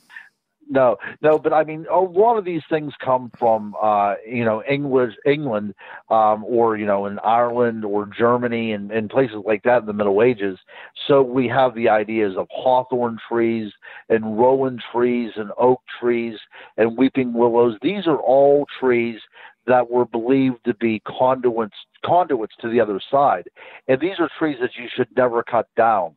And, in this kind of New Age view and this whole kind of tree hugger view, it's usually better not to cut things down if you can help it. I mean, why would you want to cut that down? If the sole reason to cut it down is because you don't want to have negative fairies around, that's the wrong way to do it. Because if you do have fairy activity in your area and they are attached to this tree, positive energies can become very negative very quickly if you take something away from them. All right, we've got about 2.5 minutes here before we got to go to break. At the top of the hour, the crypto guru, Ronald Murphy, is our guest tonight. I want to switch topics here because Nicole here, she's just bought her first house.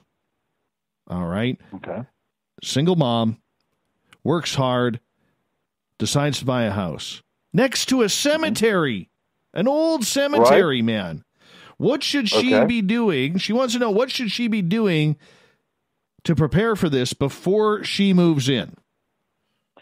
We'll talk about this. I cannot wait. Tell her to stay on the line or stay in the chat room because there's a few questions I have to ask her. All right, I will do that. And well, give us a little hint. Is it much more than just sage and Palo Santo wood? Well, I would not.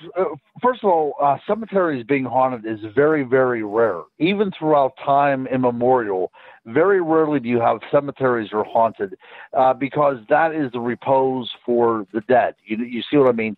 Very few places are inhabited by spirits where the bodies are buried. They're usually attached to a dwelling place. They're not a cemetery. So you really don't have to worry about ghosts coming from a cemetery because that's a rarity. What my concern is, she's a single mom. I would ask if she happen to have a daughter, and if that daughter is, around 12 or 13 years of age, because strange things can happen with kids of that age. And so if she thinks that there might be a ghost there, this might be a manifestation of her child's untapped psychic abilities that will show itself in telekinesis. Yeah, she has a son who is younger than that. I'm not going to give his age. But good. You don't have to worry about that then. Yeah, predominantly this is women. Like if you look at the Enfield haunting in England, usually these kind of very powerful hauntings are attached to prepubescent or early adolescent girls who are seemingly able to manifest something psychically because they're going this kind of storm of hormones, and it just kind of flows out in some sort of psychic ability. That really is what I would like to point out. But I've always wanted to have a house that is very close proximity to a cemetery, because very rare that there's hauntings associated with a cemetery. I mean, it does happen, but for the most part, that's a rarity in the field of ghost hunting. Awesome. And we'll get into that a little bit more here when we come back from break. And when we come back as well, Ron, I want to ask you about Megalodon. All right? Captain Kirk in one of our chat rooms wants to know about Megalodon, and I do too, and we'll see what else we can jam in here. So we got the Crypto Guru for another 30 minutes on here on Spaced Out Radio in Hour 3, along with the SOR Newswire and the Thought of the Dave. Stay tuned. Spaced Out Radio continues right after this.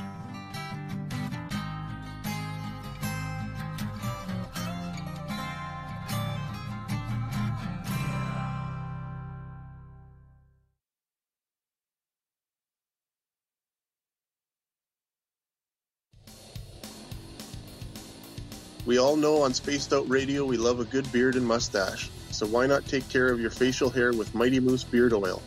Made in Canada, we're taking care of beards and stashes around the world. We use 100% natural ingredients with our oils and balms to make your whiskers feel silky smooth. Use promo code SOR2019 at mightymoosebeard.com today.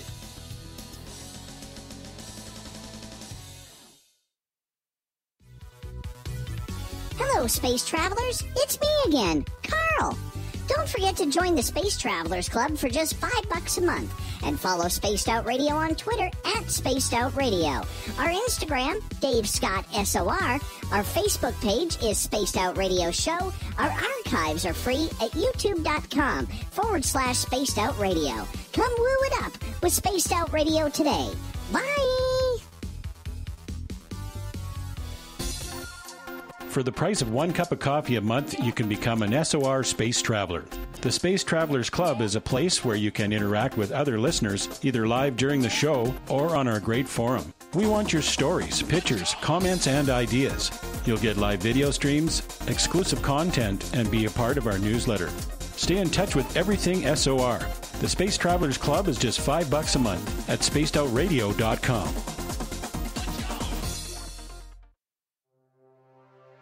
We are scouring the world for the most intriguing stories of your day.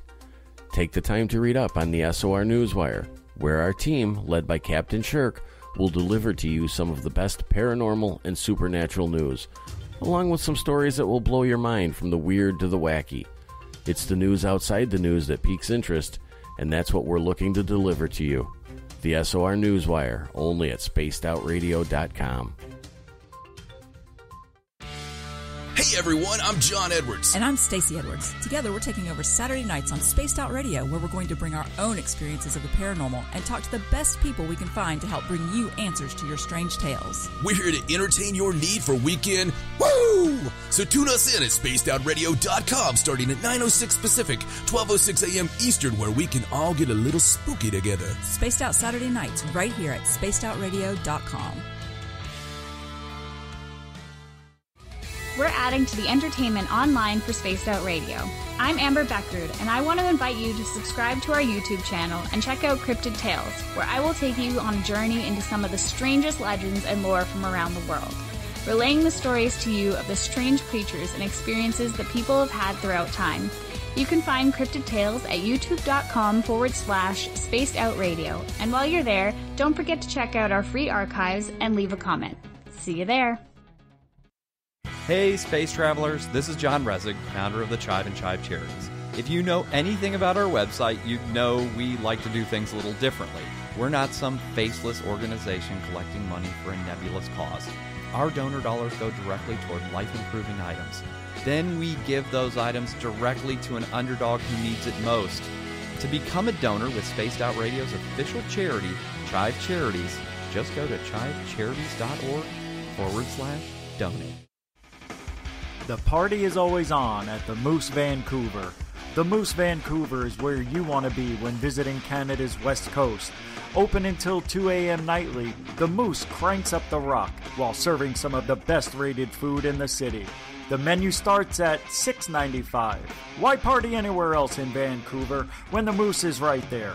Get your horns up and rock with the Moose, the official party bar of Spaced Out Radio.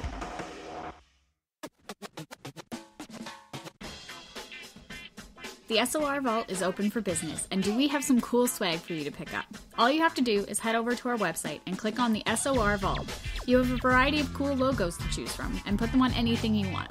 T-shirts, hoodies, hats, coffee mugs, you name it, we can get it to you. So do your shopping by supporting the store you love. Get your Spaced Out Radio swag at the SOR Vault today.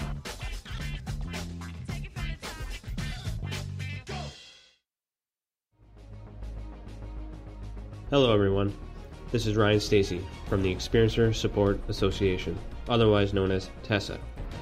We're glad to team up with Spaced Out Radio to help investigate your experiences on the SOR Sightlines Report. Together, we'll investigate the strange sightings and occurrences you've had. We're looking for answers just like you. So fill out a Sightlines report on the Spaced Out Radio website and let's figure out what's going on together.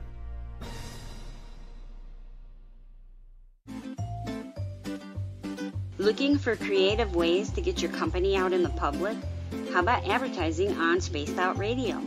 Our sales department is waiting to hear from you, and we can work around any budget. From commercial spots to banners to special promotions, there are many opportunities to get your name and product out to our SOR listeners. For a price guide and more information, please contact us at sales@spacedoutradio.com.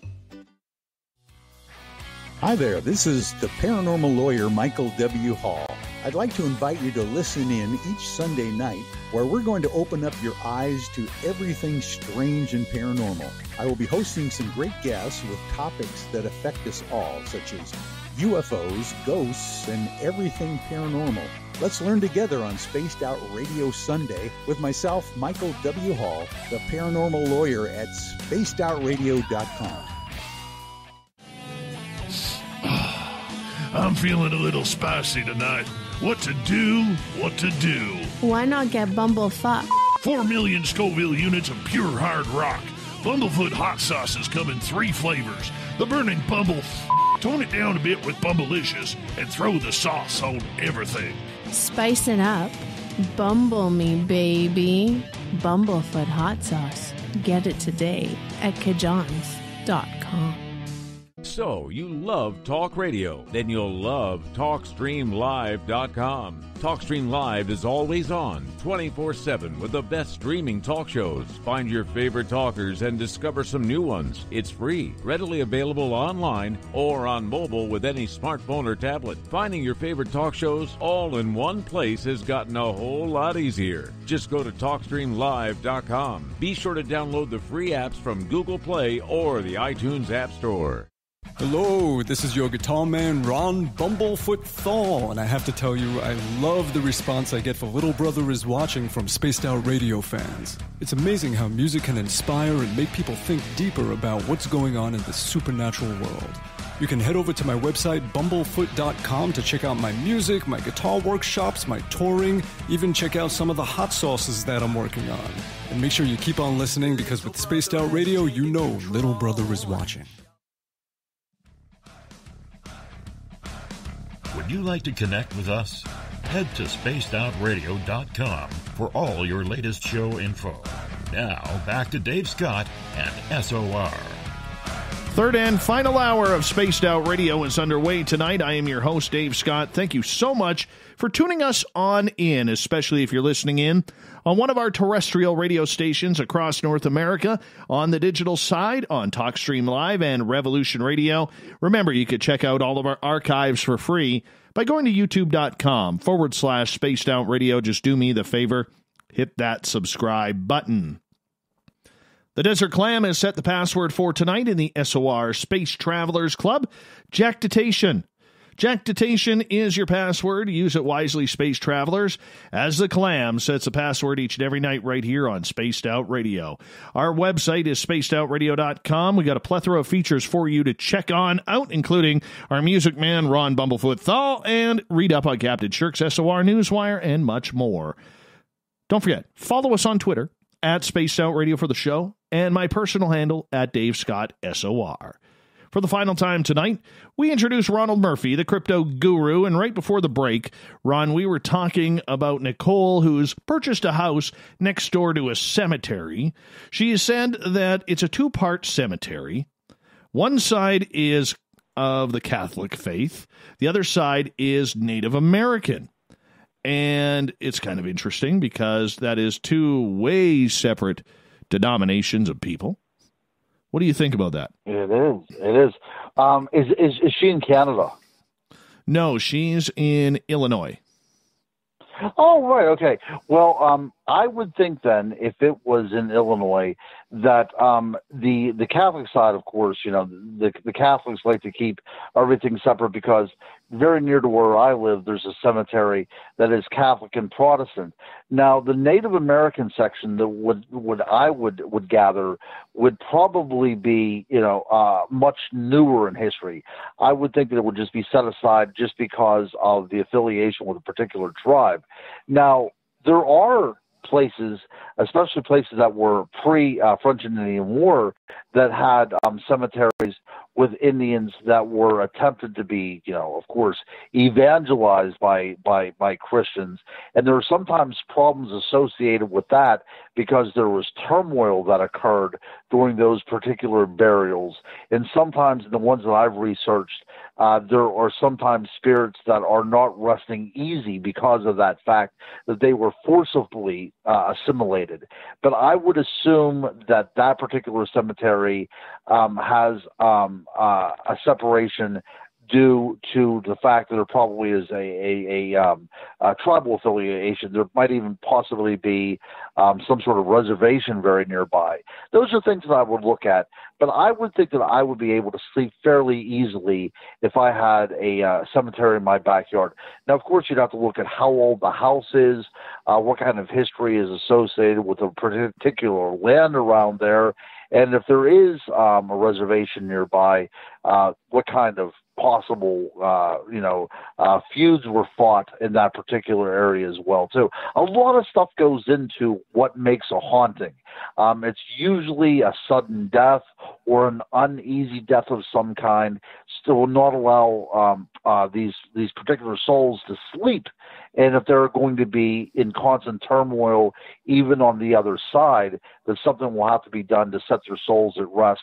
But I would think in her particular situation that there's probably none of that. But I would say to do some research, find out what the oldest grave is in that cemetery, and then you can take it from there. But and if she has a son who's not, at that particular age, like I said, if she would have had a daughter that was around 12 or 13 years old, I would think that might be something out of door. But I think that she's going to be just fine. I think that she should enjoy her house and leave out some little gifts for the fairies in the area. All right. She says that there are native bounds everywhere, all over the area. And she's asking, and this will be the final question because I want to get into Megalodon here. She's asking, Do you think the obelisks in the cemetery can be used to channel or harness energies? Oh, see, now, of course, whenever they made those obelisks, they were hearkening back to this Egyptian way of thinking. A lot of this stuff is common from the 1920s, whenever Howard Carter went into Egypt and excavated the King Tut's, his sarcophagus. So a lot of that has to do with that. That's a very Art Deco thing as well, too. But it's possible. Now, it's interesting that she said about the mounds as well, because I'd spoken to you earlier about Brian and I putting together a book about the mound builders in early North America. Now, that is something completely different. if there are mounds in the area, sometimes these mounds seem to act as doorways or vortexes to another world, or to allow certain energies to come through. Now, that is something completely different. I would like to know, and she can get in contact with me as well, too. Actually, any of your listeners can get in contact with me by going to Inside the Goblin Universe at gmail.com, Inside the Goblin Universe at gmail.com, and I'll follow up with her. But if I would question how close there is in a mound to her particular location, and if there happens to be any effigy mounds in the area, because I know that there's quite a few effigy mounds in Illinois. So if she wants to get in touch with me at Inside the Goblin Universe at gmail.com, tell her that she's free to do, and I talked with her at length over this. All right, we will do that. Megalodon. We've had some questions about that. And, there's that famous World War II photo that some say is debunked of the submarine with a photo in the background of in the background of that submarine is this fin and this tail fin, or dorsal fin and tail fin, and there's much speculation as to whether or not that was photoshopped, and some people believe it is, some people believe it is not. Out of any cryptid creature out there that I truly, truly believe exists outside of Bigfoot, because I've seen Bigfoot, would be the megalodon. Every now and again we get these sharks or whales that are found with impossible sized bites out of them. And, we rack it up to a great white shark, but then we, by looking at the size of the bite, you're not looking at a 15-foot great white. You're looking at something that's, 20 to 40 feet long, which is almost in that megalodon, baby megalodon type of size. What's the chances that this creature has survived? Well, first of all, I think that you made a lot of good points. You have instances where great white sharks, apex predators, have washed ashore that were bitten in half by something much larger than them. I think there is enough circumstantial evidence to suggest that somewhere out there may be a megalodon. This is one of my favorite cryptids as well, too. If I could choose any place, I think that people would find this surprising. If I could choose any place to devote research into the study of cryptids, it would be the oceans. Not so much the woods for Bigfoot and such, but I'm more interested in what's the oceans. And to think that a megalodon is still in existence, I think that that's extremely plausible. Science will say that they vanished from the fossil record at about 2 million years ago. And that may be true, but just because they disappeared from the fossil record didn't mean that they were still not in existence. Now, we are still finding to this day plenty of megalodon teeth, and some of them are in pretty good condition. Now, I'm not saying that we're finding pristine modern megalodon teeth, but that's a possibility as well, too. But it seems that there were so many teeth of these creatures out there, which meant that there was a lot of them. The oceans were so vast, why couldn't a remnant population of the megalodon exist? They would not be creatures, especially that size, would not be creatures that would come very close to shore. These would be creatures of the pelagic oceans, the open water oceans, and we may very rarely ever come into their territory or their habitat.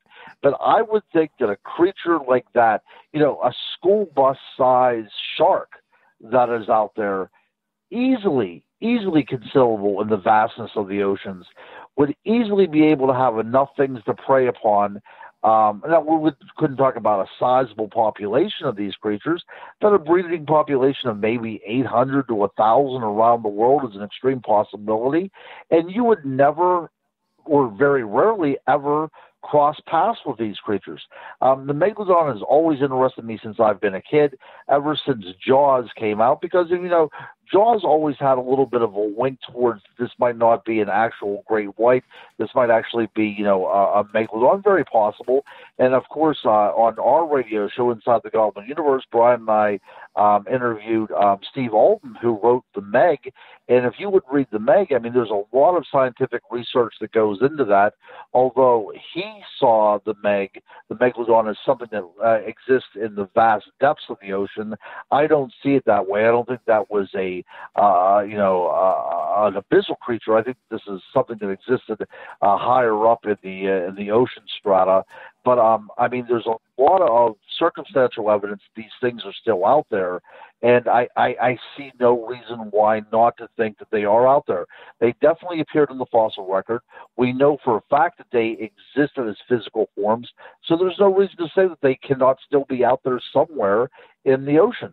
Look, we're talking about the ocean that goes to 7-mile depths in some places, and we're talking about a volume of water where they can inhabit so many different stratifications of that water. Of course, there could be something out there like that still in existence. Of course.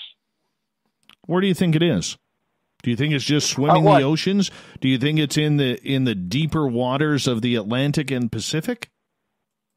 Well, I think that it would probably mimic the habitat of the great white shark, so it would follow. I mean, great whites will go from the Atlantic into the Pacific. I mean, they have such a wide range of travel, and there's nothing to say that these creatures just don't simply go up and down continental shelves. There's no reason to say that that doesn't happen.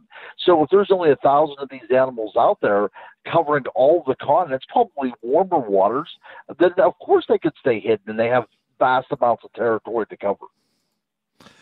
All right. So, if we are having these, and we see it in the news maybe once, maybe twice a year, if we're lucky, of these pictures and videos of whales and other great white sharks with these massive, massive bites out of them. And when they measure those bites literally have the jawline that is larger than any known great white shark. And we always just leave the topic at that. We never seem to get into the depths of it, of what could actually be making that bite. I mean, it's happened in Australia. It's happened off the eastern coast of the United States. And it just doesn't make sense to me as to why we don't look at these subjects and say, look, science says that the megalodon no longer exists. Maybe it's not megalodon, but maybe there is a larger species of great white shark out there that could be manhandling some of these creatures. That's all I know. And the other thing that we're not taking into consideration, too, is the evolutionary factor of the megalodon as well. It may not be the huge size that it once was. 2 million years of natural selection may have taken it down vastly because it doesn't have the kind of prey animals that it used to have. But that's not to say that there's not a supersized shark out there still preying upon apex predators. I mean, look, we question it, Dave. You and I in this field question it all the time. But what doesn't happen is science doesn't question it, because megalodons aren't supposed to exist. And because they're not supposed to exist to science, then that can't be. Do you see how that works? Science will say immediately that there's not such a thing because it can't be. Now, we say, why can't it be? And that makes all the difference in the world. Science needs to start saying, hey, why is this not possible? Instead of saying, oh, no, that's an impossibility because it's not based upon any kind of books. It's not part of what we're digging up. It's not part of what we've discovered thus far. Well, I mean, science is based upon discoveries all the time. And how many great finds do you think have been passed up because a scientist was examining it with a closed mind? That's what's sad about this whole mess. Yeah, and that's something that I'm still trying to figure out for myself, right? Because with great whites in there, there's and tiger sharks and bull sharks, there really is no need for Dave to ever go into anything saltwater, because I'm a meal, okay? And I know if it's going to happen to anybody, it'll be me, I've just learned from my past, and the little voice in my head says, don't bother. But I mean, the idea that there is, even a 25 to 35 foot great white out there that is manhandling a lot of these creatures, it's scary. Yep. It is very, very scary. I mean, Ron, you look at it. We, just a couple of years ago, scientists caught, I believe the name is Big Blue, of that female great white shark that was measured to be around 5 tons, and she was 20 feet long. And, that was the first time that they had ever captured a 20-foot great white shark on camera, that close and personal. And as far as we know, because we don't know the ocean that well, she may be average size compared to some that are out there. That's absolutely the case. We have tracking devices on that. So if you want to go to the internet machine, you can track Big Blue's progress around the world. You have no problem doing that. Now, that is the thing. That is something that has been categorized, right? It's been cataloged.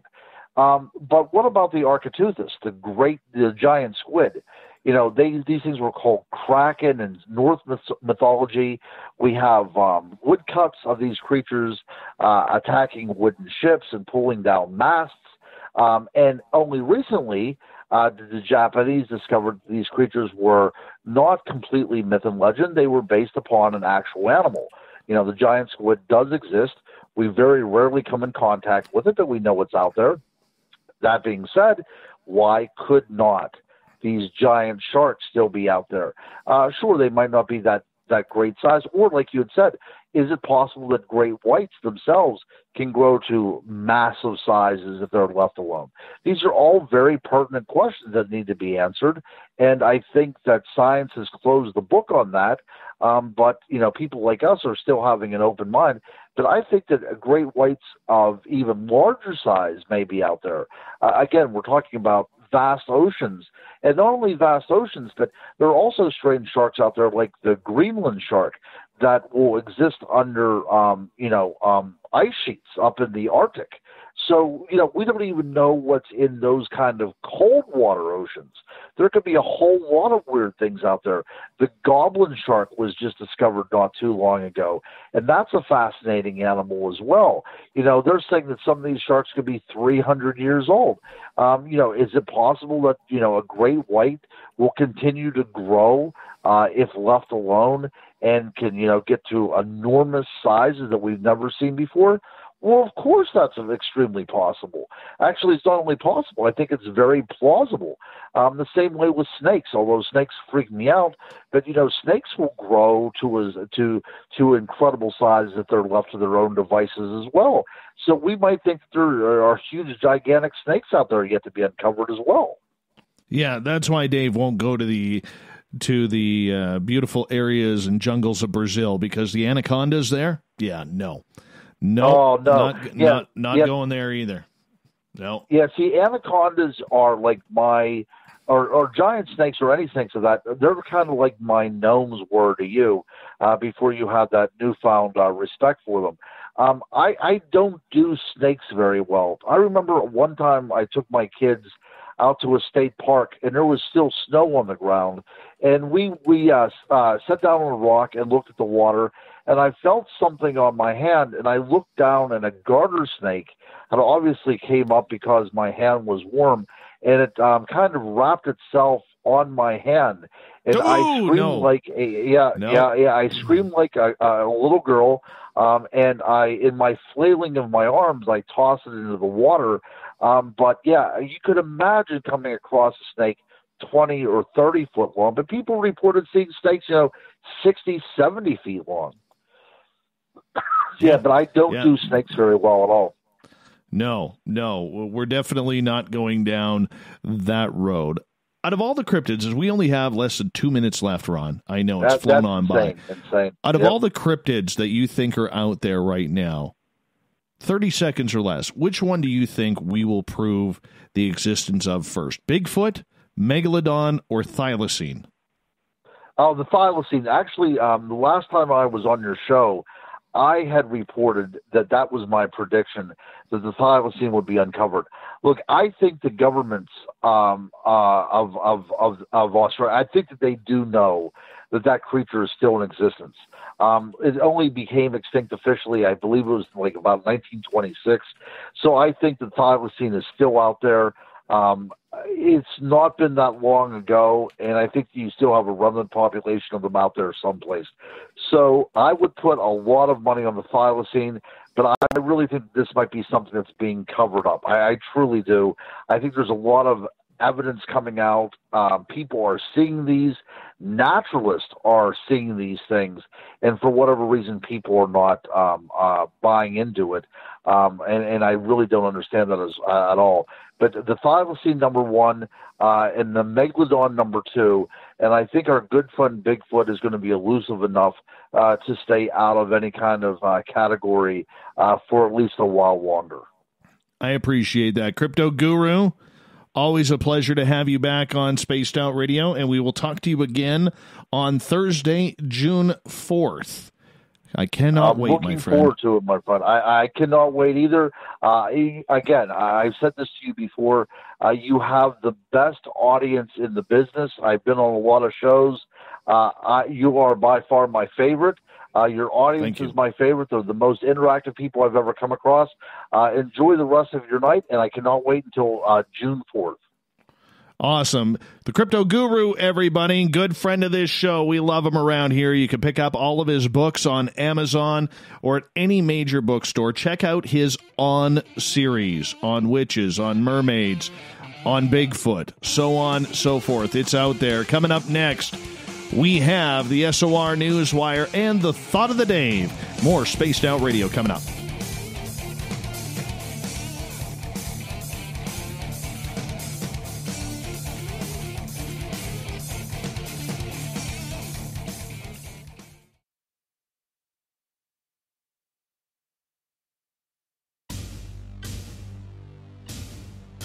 You wanted new SOR gear, and now you can have it. The SOR Vault is fully stocked with t-shirts, hats, hoodies, mugs, and everything in between, with great logos for you to choose from.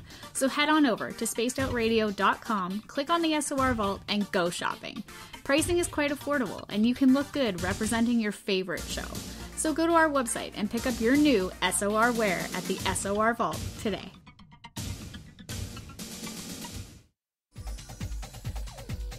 Hey everybody, the SOR Space Travelers is open. For just $5 a month, you can hang out with Dave and our crew privately in our members-only section. With your signing, you'll receive newsletters on what's going on with Spaced Out Radio. You'll have direct contact with the host during the show in our chat, live streaming videos, and a great forum for your posts and more. Become a space traveler now at spacedoutradio.com.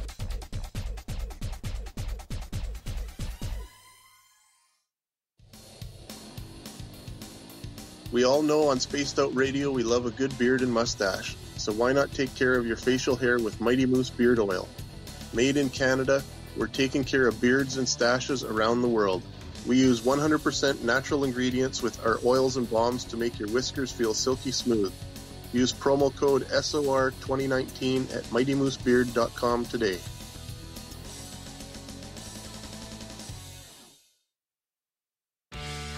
Need that weekend supernatural fix? Look no further than Spaced Out Saturday right here at spacedoutradio.com. I'm Stacey Edwards. And I'm John Edwards. Each Saturday night, Stacey and I are going to bring you the best in paranormal, cryptids, UFOs, you name it, and we're going there. It's all about the experience and to share the knowledge with all of you. So tune us in every Saturday night on Spaced Out Saturdays, starting at 9:06 p.m. Pacific, 12:06 a.m. Eastern, only at spacedoutradio.com. Hi there, this is the paranormal lawyer Michael W. Hall. I'd like to invite you to listen in each Sunday night where we're going to open up your eyes to everything strange and paranormal. I will be hosting some great guests with topics that affect us all, such as UFOs, ghosts, and everything paranormal. Let's learn together on Spaced Out Radio Sunday with myself, Michael W. Hall, the paranormal lawyer at spacedoutradio.com. we're adding to the entertainment online for Spaced Out Radio. I'm Amber Beckrud, and I want to invite you to subscribe to our YouTube channel and check out Cryptid Tales, where I will take you on a journey into some of the strangest legends and lore from around the world, relaying the stories to you of the strange creatures and experiences that people have had throughout time. You can find Cryptid Tales at youtube.com/Spaced Out Radio. And while you're there, don't forget to check out our free archives and leave a comment. See you there. Hey, Spaced Out Radio fans! It's John Resig, founder of the Chive and Chive Charities. Our goal is to make the life of veterans, first responders, and those with rare medical conditions 10% happier. We do this by donating one grant item, ranging from dance to therapy programs to prosthetic limbs, to those who need it most. To contribute to Spaced Out Radio's official charity, head over to chivecharities.org and become a donor today. Are you looking for great advertising value for your company? Look no further than Spaced Out Radio. We have a multitude of places to get your name out there, including commercial ads during the show, special promotions, and banners on our website. Our audience is proven to support the companies that support our show. We can make your budget work for you. For more information, please contact us at sales@spacedoutradio.com. At spacedoutradio.com, we are keeping you up to date on all the news with the SOR Newswire. Captain Shirk leads the team that is bringing you the news of the day and exclusive stories on everything paranormal and supernatural. It's free to read, it's updated daily, and it's right there for you. The SOR Newswire is a one-stop shop for the news of the day. Check it out at spacedoutradio.com today.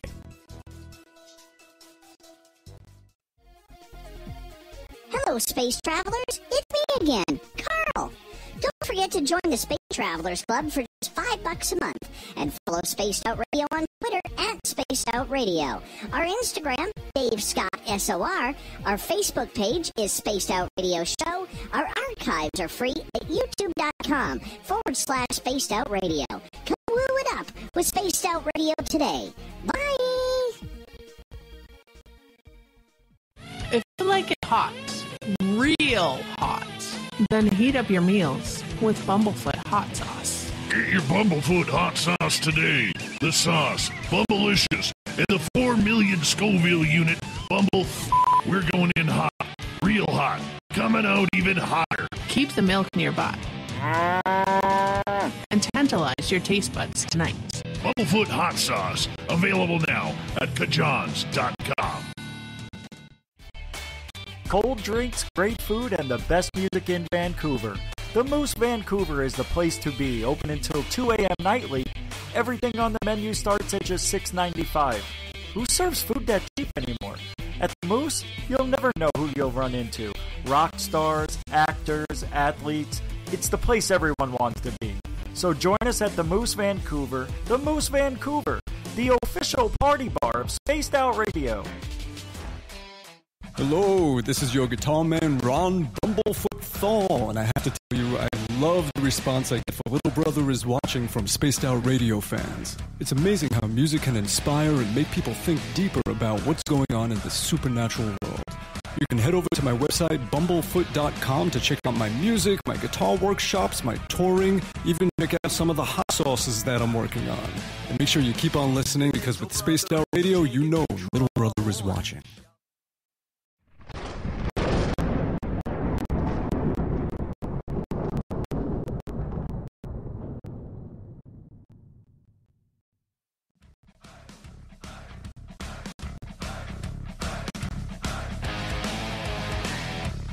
We've rounded third. We're headed for home tonight on Spaced Out Radio.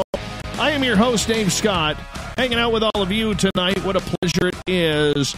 An honor as well. Thank you so much for tuning us in. I want to remind all of you that if you missed most of this show or others, check out our free archives at youtube.com/Spaced Out Radio. The only thing I ask in return is hit that subscribe button. Our website is spacedoutradio.com, where we have a plethora of features for you, including rocking out to Bumblefoot and reading up on Captain Shirk's SOR Newswire. Don't forget, you can follow us on Twitter as well, at Spaced Out Radio for the show, and my personal handle at Dave Scott SOR. Speaking of the news, let's get to it, shall we? Bumblefoot.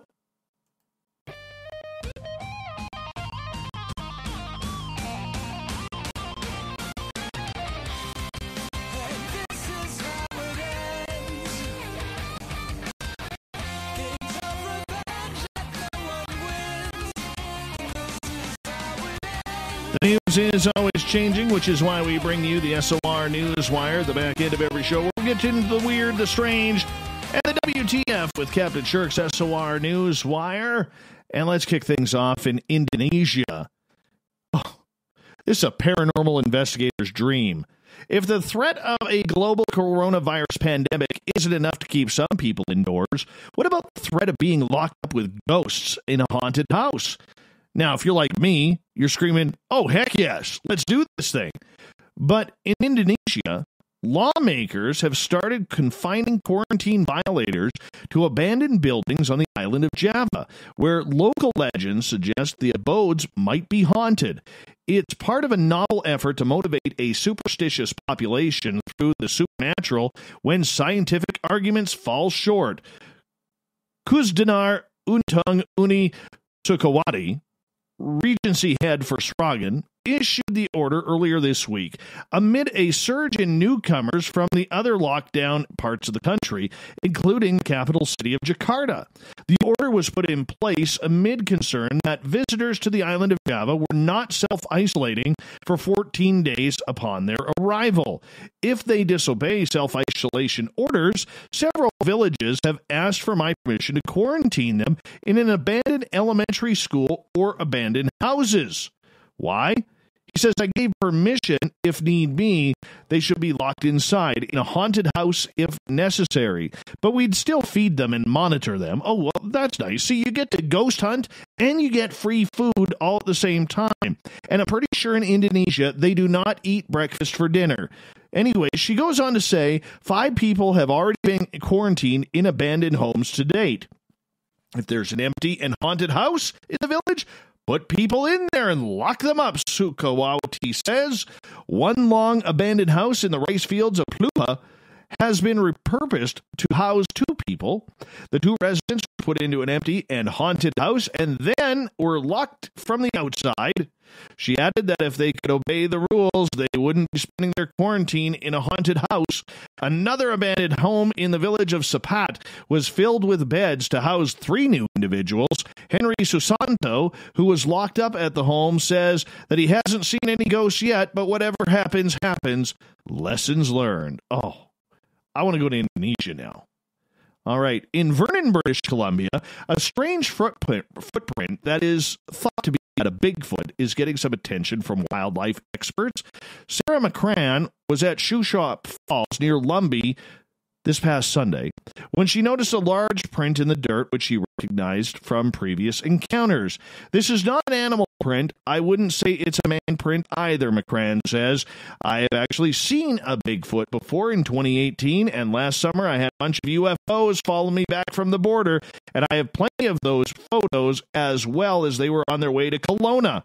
But one wildlife expert locally is skeptical, of course, and says tracking involves having 2 or more prints, not just one. Just having a footprint is very difficult, said Pete Wise, owner of Wise Wildlife Control Services. Conservation Officer Tanner Beck questions the footprint as well. Hard to tell if it doesn't look like wildlife, suggesting it could be an old shoe print. Now, I'm looking at this print, okay? And I'm going to be honest with you. I think it's a shoe. I totally think it's a shoe. Now, I'm thinking if Bigfoot is old, he probably went down to Walmart, picked up a pair of New Balance, because nobody under the age of 55 wears New Balance shoes. And I think this is what it is. Now, I'm looking for the woo. I can see where she thinks there is toe prints in this, okay? But this totally looks like a shoe. I'm debunking this. I know, disappointing to the Twitter crowd. Sorry, Derek. Sorry, skeptic. Okay, but this is a shoe. Anyways, she says, I've spent, or Wise says, the skeptic says, I've spent my entire life in the bush. he has been trapping the 50s, has never seen anything resembling Bigfoot. I'm not saying it's not there. I've got buddies who swear they've seen him, but what did you see? For him, seeing is believing. Whether the footprint really is that a Bigfoot or not, McCran hopes this topic is a nice distraction from all the coronavirus news that is getting us there. Thought it would lighten some moods. Yeah, there's the answer right there. Yeah, there's the answer right there. You didn't fool us, McCran. You didn't fool us.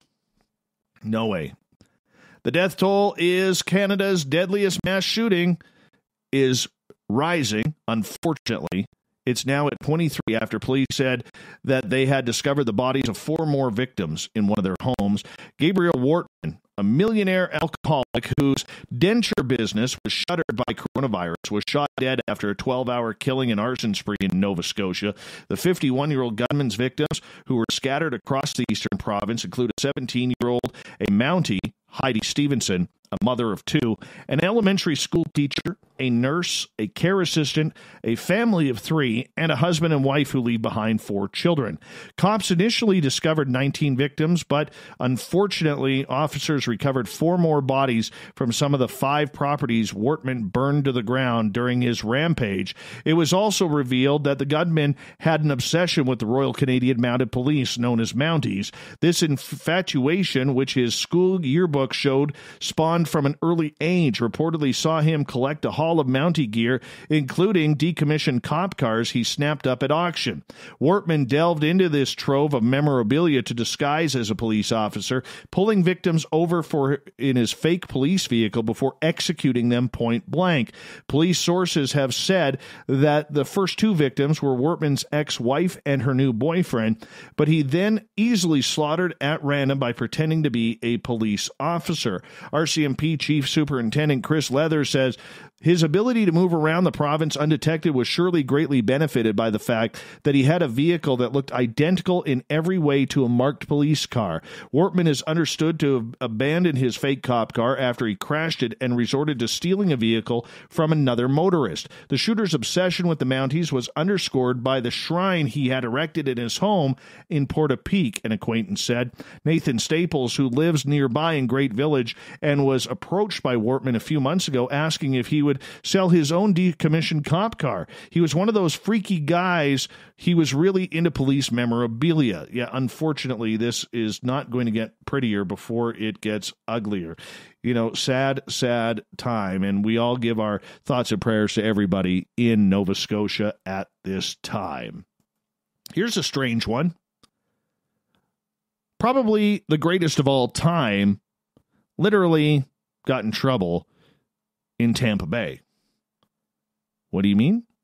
Tom Brady, famed quarterback, Hall of Famer, 6-time Super Bowl champion, was asked to leave a park in Tampa that is closed because of the coronavirus pandemic after being found exercising alone by patrol staff. Yeah, the 6-time Super Bowl winner who just signed with the Tampa Bay Buccaneers in March after 20 years with the New England Patriots. Tampa Mayor Jane Castor said the quarterback was seen during a routine patrol of the park in Florida. A staff member saw an individual working out in one of our downtown parks. She went over to tell him it was closed, and it happened to be Tom Brady. Brady, of course, is one of the highest regarded greatest players of all time, having won the Super Bowl more times than any other player in 2002, 04, 05, 2015, 2017, and 2019. He has made a total of 9 Super Bowl appearances and been named the championship's most valuable player 4 times. The city of Tampa messaged Brady on Twitter after Castor revealed the news during her daily coronavirus update. Sorry, Tom Brady, our Tampa Parks and Recreation team can't wait to welcome you and our entire community back with even bigger smiles. Until then, stay safe and stay home as much as you can to help flatten the curve. You got to admit, should they have used the word flatten in that statement?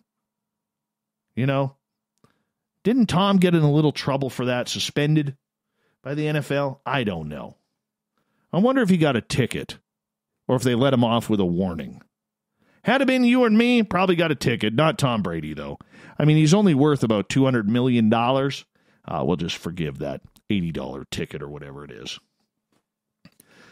Nevada's state governor, Steve Sisolak, has announced he's extending the closure of all schools until the end of the school year and is not close to relaxing restrictions aimed to stop the spread of coronavirus. The Democratic governor, state experts said that Nevada would take a gradual approach at easing business closures and staying at home rules without giving any expected date for how soon that might occur. Sisolak also said that it was too soon to say whether schools would remain closed for the start of the new school year in fall. Nevada has had fewer cases and deaths than statistical models originally predicted, and they appear to be reaching a plateau. The number of people hospitalized with the disease has started to fall, Sisolak, an official, said in a news conference, but the state still needs to see at least a 2-week trend in drops in the number of cases and hospitalizations for the disease before the state could start to inch open some of the restrictions. Yeah, well, look at that. Look at that. Now, if you're a fan of military aircraft like I am, this is good news. Oh, it is good news. The famed A-10 Warhawk, or Warthog, pardon me. Why the hell did I just call it a Warthog or Warthawk? It's a Warthog. Anyways, it literally started flying in the 1970s for the United States Air Force. Well, the U.S. Air Force has decided that the Warthog is so needed for close air support that the jet has been extended into service until 2040. The jet, designated to dominate Cold War battlefields, will still be flying 50 years after the collapse of the Soviet Union. That's good news. The bad news, the service is downgrading the jet's missions from one flying over tank columns on the ground to bombing bandits and insurgents in lightly defended airspace. The Air Force says it plans to cut 44 jets from the A-10 standing fleet of 281 aircraft. The remaining 237 jets will fly on in 7 squadrons split among 3 active duty, 3 National Guard, and 1 reserve squadron.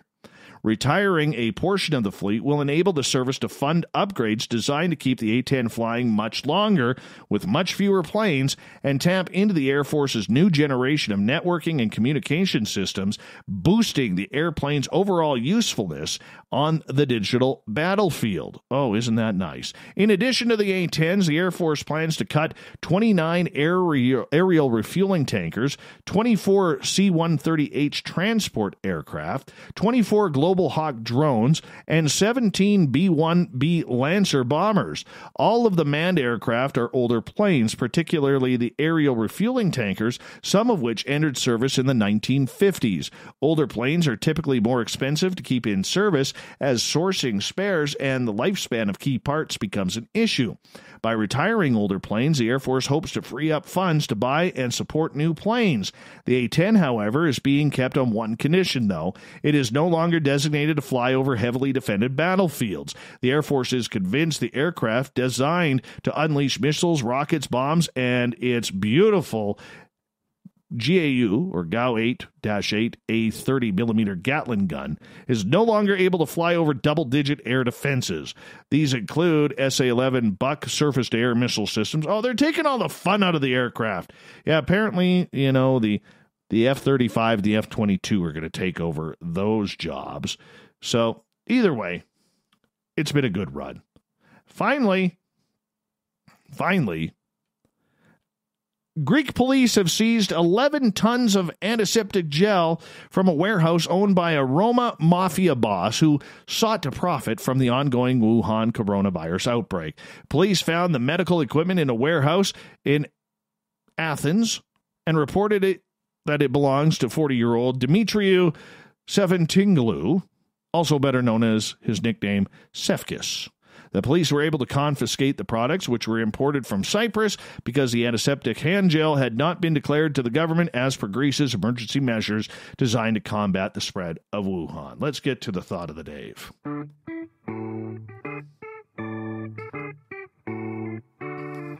It's a good clown tonight, Marty. Good clown tonight. Marty on Twitter at #SpacedOutRadio.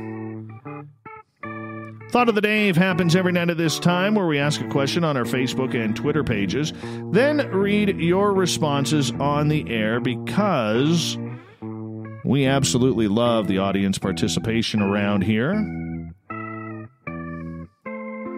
Today's Thought of the Day is as follows. What have you learned about yourself since being locked down? Darren, I've learned that home relaxing isn't relaxing for me at all. Sparky, I am happy I am a loner, and I enjoy playing music, reading, working out, and starting a summer garden. Being locked down has not been difficult for me. I have a new appreciation for my personal type. Angie, I have found out that I really like whiskey. Oh, and that I need people. I need to go out and have coffee, go out for drinks, and just go hang out. Kevin, that my lifestyle drives others insane. Tina, that I am way too comfortable being myself. John, I understand those investigation discovery shows better now. Merle, nothing. I have been working the entire time, business as usual. Vanessa, I have found out that I am funny AF. Jeffrey, I have learned that Skinwalker Ranch is even more baffling than ever before, and that Carol Baskins fed her husband to tigers. I refuse to watch that show. Refuse! Oh, man. Oob to Joe's Maine. Beautiful-haired Joe in California. I have learned that my normal solitary lifestyle is actually a very rare skill. It appears to be driving most people to insanity when they first try it. Coral, I've developed a greater appreciation for friends and coworkers and miss human contact more than I thought I would. It's been a difficult go for me. Kayla, that I drink too much and I hate people because I am totally okay with being with myself. Eric Cooper from Forest Moon, well, hell, since I don't go out much anyways, it's nothing new. It's the kids that are going stir crazy. Olav, I don't like being locked down. Gil, I've learned I'm more passionate about protecting my family. Brandy, I am capable of working the jobs of all of my employees. I am able of working 12 hours straight for 7 days in a row. Laugh out loud. Lisa, even though I am an essential worker and do get to go to work, I did get to go out more than I thought. I do not handle stress as well as I thought I did. Barbara, I eat, drink, and smoke way too much and not exercising enough daily. Jim, I've been working from home for 10 years, so it is so normal, much less stressful when you take out the commute and office politics. Nicole, I've been checking in with people I care about a lot more than I normally do. Kimberly, I'm lazy. William Pullen, great hair, fancy khakis. I have become even more aware that I am intolerant of charlatans and frauds or being attacked in any way. Amen, my friend. Amen. Bill, I really like being on the radio. Thanks again, Dave. No problem, Bill. Kusalis. Renee, what I have learned that standing in line to do my grocery shopping is not a fun activity, but getting out is a real treat. I miss shopping at places that were forced to shut down like Kmart and the Warehouse. Oh, that's nice. Aaron, that I'm not taking it as well as I thought I would. Let's go over to Twitter. Marty says, I've come to realize how much easier life can be without all those annoying, obnoxious people we are forced to interact with on a daily basis. By the way, here's your thought of the Dave Clown for tonight. Thank you, Marty. Anthony, I don't mind staying home at all. Ronnie, I like being introverted. Roy, I adapt better than I thought I would, hitting the reset button and now on a great roll with my podcast and my brand now. Being home has taken creativity to a whole new level. Judith, more of an empath than I realize. Very hard to keep myself on an even keel. And Antisocial Moth states for the final one tonight, I learned having 4 dogs is better than being around most of society. And that's probably the best way to put it. Dogs are just way too good for us. They really are.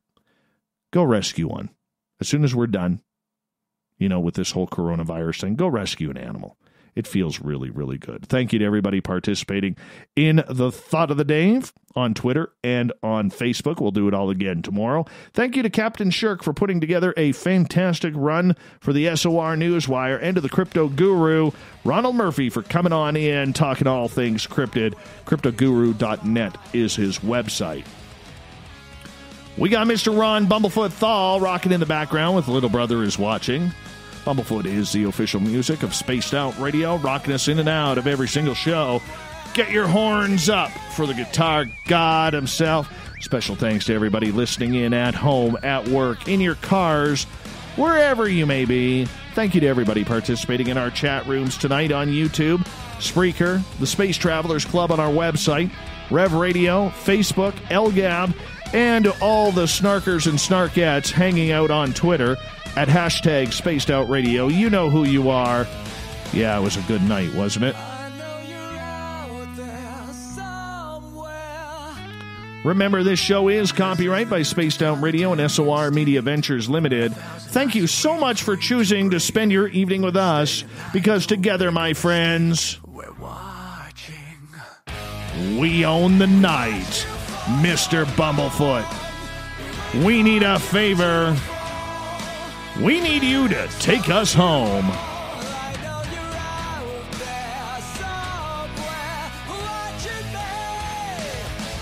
Have a great night, everybody. I hope to see you all again, listening in, tuning in, wherever you are on this beautiful planet, again tomorrow. Thank you so much for letting us entertain your needs for the woo each and every night. We'll see you tomorrow. Good night.